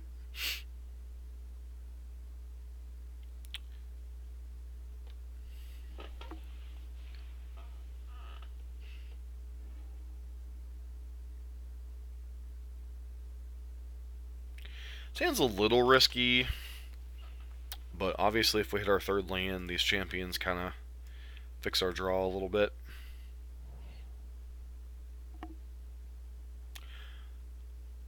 They must have just had a horrible mana draw last game.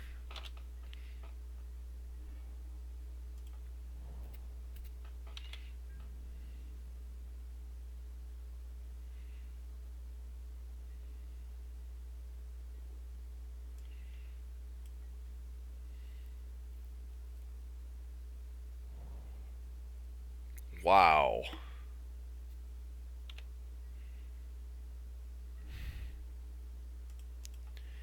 They had a terrible mana draw last game. Terrible.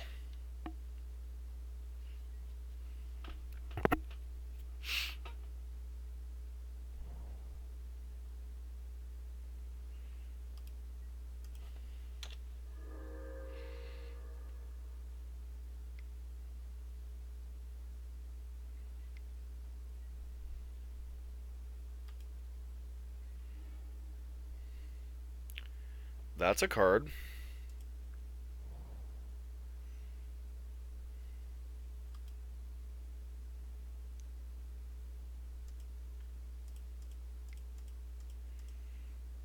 So our opponent is pretty ready for the control matchup.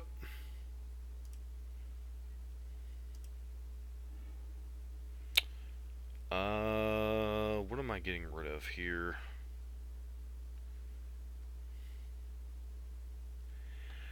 Apparently,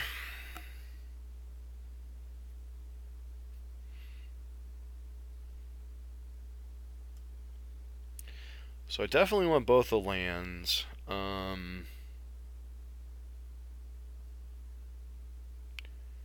it just Contempt and Champion here?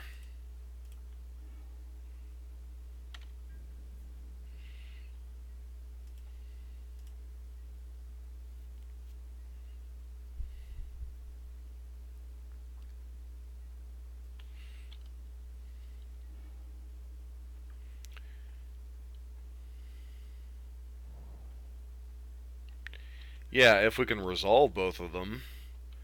It's no guarantee against the deck likely packing counterspells.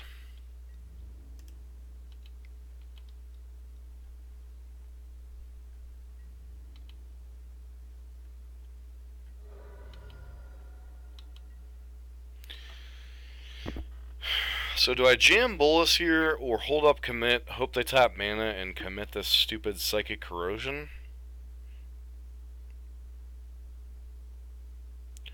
Because it's likely they're holding up some style of interaction here. And they could have double blue mana with the Crypt of the Eternals. So I think I just pass and hold up commit here.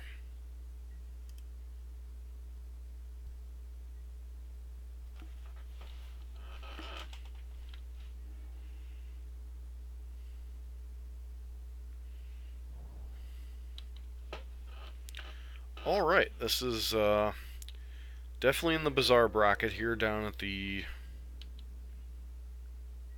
1 and 3 versus whatever our opponent's on.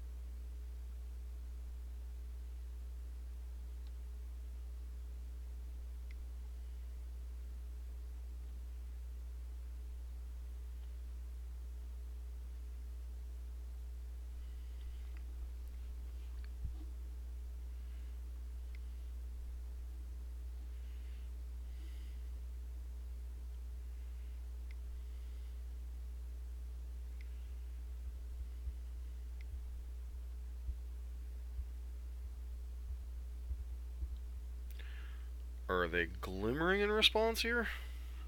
No. What is with the double blue then?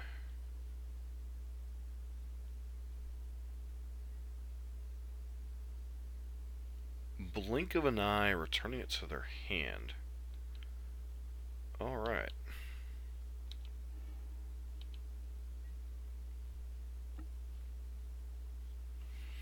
Well, I was just going to jam Bolus, but I think having access to Argyl's Bloodfast here and holding up Negate seems like a good play.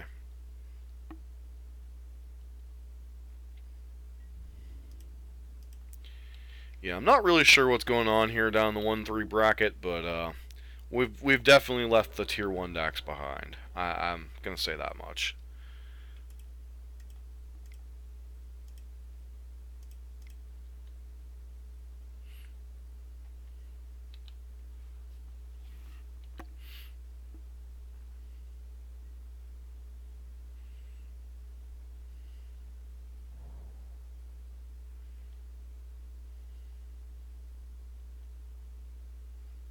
So anyways, how's everyone doing today? Hope you're enjoying the stream. Don't mind my slightly cynicalness here sometimes. On earth have you got here?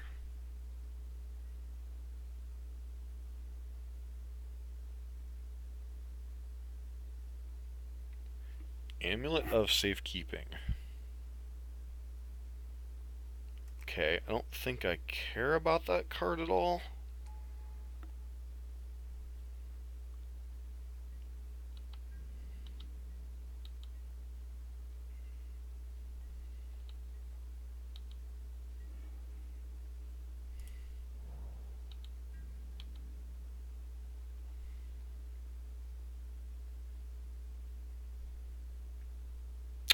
Oh, you're getting out of the army.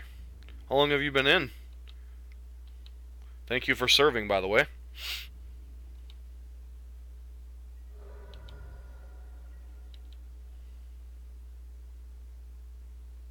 Do I even jam Bolus here, or do I just hold up Negate and not care? I just hold up Negate and not care. Sweet. Thank you for serving very much. What are you going to do when you get civilian side?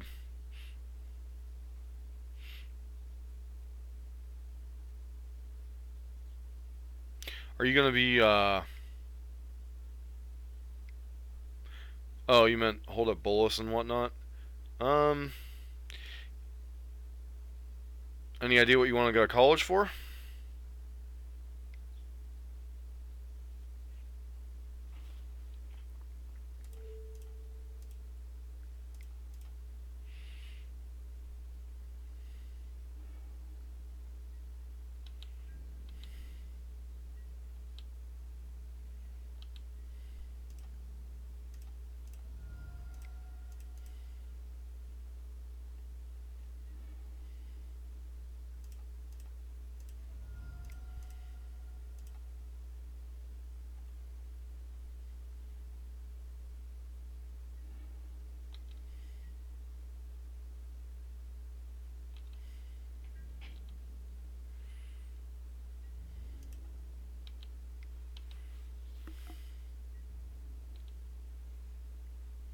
Sounds like a good field. So, 1, 2. So again, I could jam Bolus here, but it's just like I have Gearhulk to play at end of turn to hold up either negate or any of our other removal spells. Though it doesn't seem to be the playing creatures. So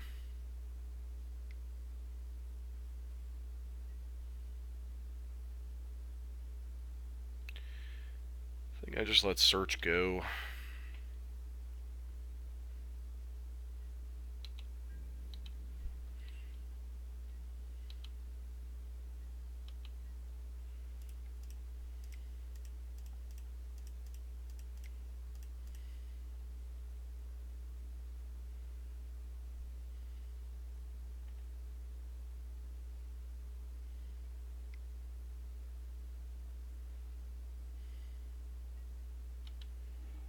Yep, unsurprisingly, that gets hit by an Essence Scatter.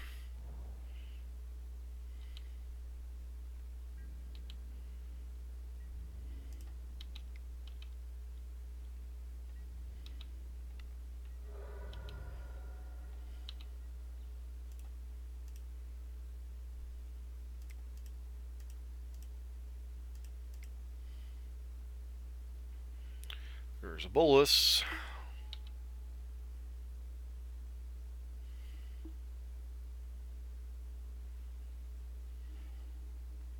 Get rid of a negate here.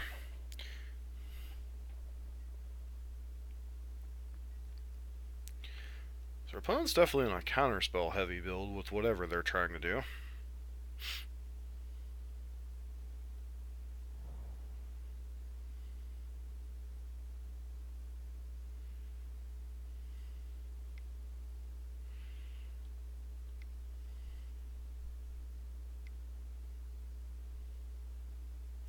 This is a Nexus of Fate.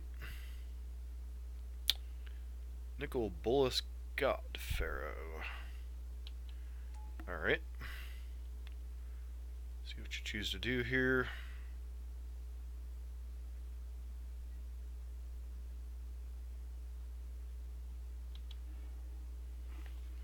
Well, they found a Liliana. That's a little scary.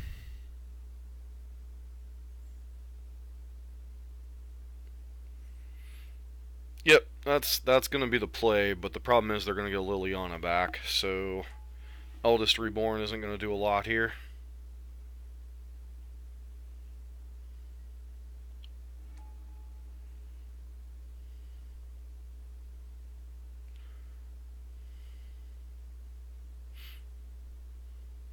Actually, Abrade the Zombie, kill the Liliana. No, it's Abrade the Zombie, kill the Liliana, then use Eldest Reborn to get rid of their whatchamacallit here.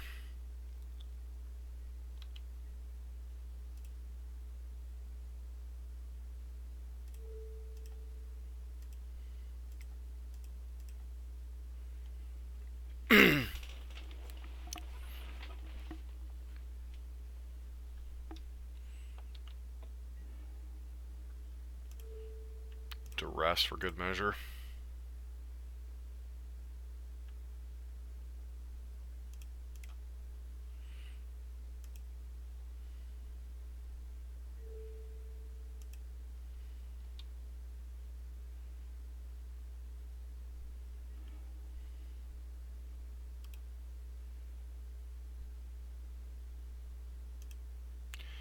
They are definitely on the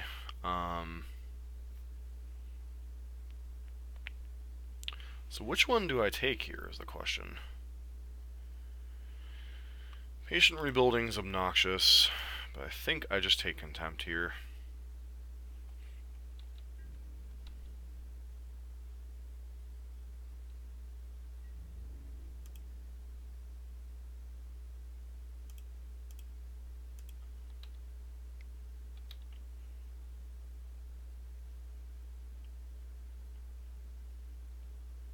No, it says whenever it becomes the target of a spell or ability,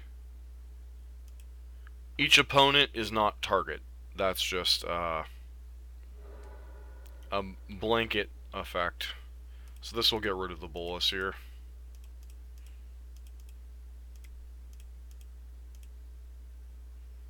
Nope, it's an each opponent, each opponent.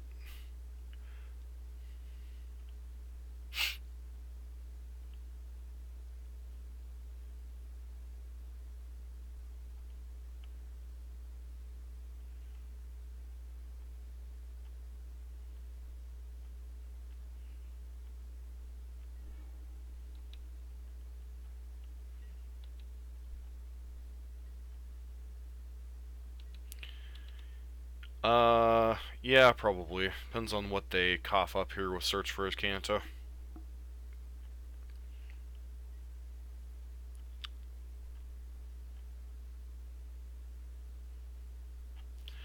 It's a powerful card. It's just, I don't know.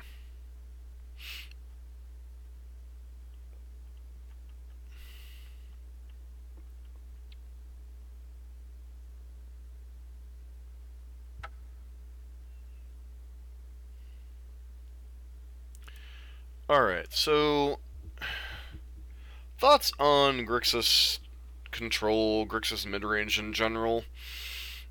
Um uh,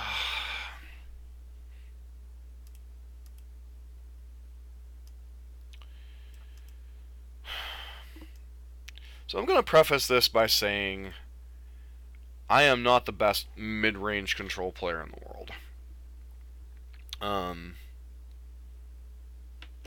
I tend to do better with an aggressive bent deck or a true hard control deck where I just answer everything and then kill with, Teferi or Torrential Gearhulk or whatever other random kill con here.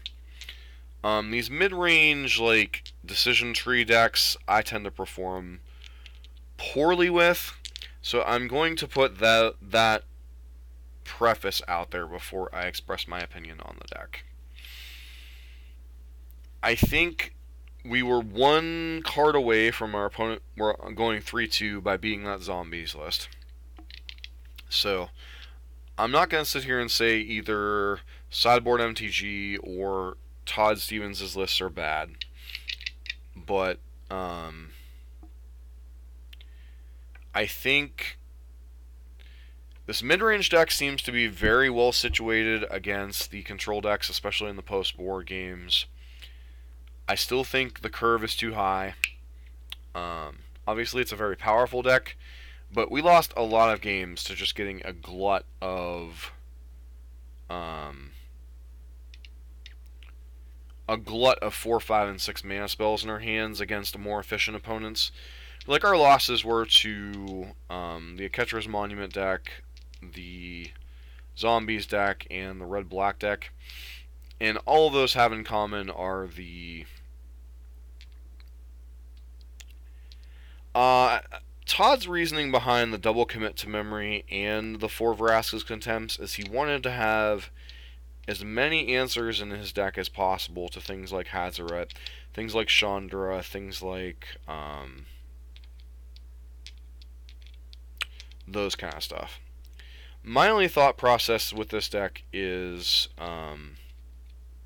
the format is very aggressive and there are a lot of go wide strategies. I think this deck is very good at, with the right draws, 1-for-1ing the aggro decks and then cleaning up with our big threats. And then against control, obviously we clean house against 2 different control variants. So it's much like the red-black deck. I don't know what the correct top end is, honestly. But my thought process is this deck is very good against whatever you want to tailor to beat it. And it's much like the blue-black mid-range deck in that you have to have very, very, very tight play to do well with a deck. And tight play is not my biggest strength as a Magic player, so these decks do not play to my strengths. Part of the reason I played these decks is to get better with them. Obviously, our opponent having a Plague Belcher versus any other random zombie away from beating the zombies deck. So we could have easily gone 3-2. But I think if I would personally play any type of these decks, then I would probably play, see if I can find it here. If I were to play a Bolas deck in Standard, it would probably be Bolas Red, with obviously this Hazoret being the 4th Bolas. Because I think having the lower to the ground, slightly more aggressive plan, and then still having Bolas and Scarab God, Glorybringer, and then having access to like things like Hour of Glory and Unlicensed Disintegration to kind of tempo your way through things, and yet still having some of that extra game against control. I think if I were to play Grixis mid-range, I'd probably stick to something similar to this list. Just my personal experience and opinion. Obviously, there are players that do better with mid-range than I do, so take that with a grain of salt. If this is your first time, welcome to the channel. Thanks for tuning in. I'm going through quite a few of the standard decks while still playing some modern and a little bit of Legacy Burn. We've kind of gone through most of the iterations of the bigger decks in standard, other than I don't think I've gotten to red-black specifically. We've played a little bit of green-black. We've played a couple different Grixis variants. We've played this Grixis variant for several matches. We played zombies. We played mono red wizards. So I think about the only big standard deck I haven't gotten to is the Oketra's Monument deck and the traditional red-black mid-range. So I think those are decks we have to cover in the next couple of days. Beyond that, thanks to Janishavik and a few other viewers, we have a Nicol Bolas God Pharaoh, or not Nicol Bolas the Ravager kind of standard or contest for modern. Who can build the best shell for him? See if he's even remotely modern playable. But once again, I think we're going to suffer from a lot of the same problems we have here in standard. It's very hard to play a 4-mana neutral / get ahead threat and not a catch-up card in modern. So kind of hard to see what shell exactly is going to do well with him. But there's been a couple things. Foz has submitted a thing, and Space Marines submitted a thing, but they're both basically Grixis mid-range control lists with Snapcaster Mages and Nicol Bolas, and one Space Marines list goes all the way up to Cruel Ultimatum. Foz's list is kind of just a more controlling deck with like 4 Snaps, 2 Tasigur, and 2 Bolas. So if anybody has any ideas, feel free to drop them in my email, mtgotavern@gmail.com. Here in the next day or so, we should get a Twitter up, which will help people getting deck ideas to me, etc. Beyond that, I mean, this went 2 and 3, just like we did with not Space Marines, just like we did with Sideboard MTG's list. It's possible with a little bit better drawing we could have beaten zombies there in Game 3. So neither deck is dead in the water, but I don't know that I would want to grind a ton with either deck. I think I would stick to either one of the mono red variants, or like either mono red wizards, red black, or this Bolas list, or the green aggro decks right now. I just don't think Standard's very control friendly. So that's where we're going to wrap things up for this morning. I got a couple other videos I need to work on. Probably be back this afternoon with a stream. Probably going to do like a green-red Dragon Ponza list. So yeah, I like the green list with Vinemare. The green list we played earlier was before Vinemare tech. So we'll get back to the green list probably sometime either later this week or early next week. Because I have the Bolus contest to wrap up. I have a modern deck to play this afternoon, which is a... Yeah, it depends on the list. Like, Vinemare isn't very good against the mono red variants, so but it's good versus the Grixis decks. That's yet another reason why I don't know that Grixis is all that well positioned in Standard right now. Like, I mean, I see people playing it, but I don't see it doing, like, Todd Stevens is the only one that I've seen kind of consistently doing well with the deck. So, alright, Cassius. Good luck with your checking out of the Army today, and hope you enjoy civilian life. Thanks for serving again. Jansvik, it's always a pleasure hanging out with you. Space Marine, and let's see who else was in chat today.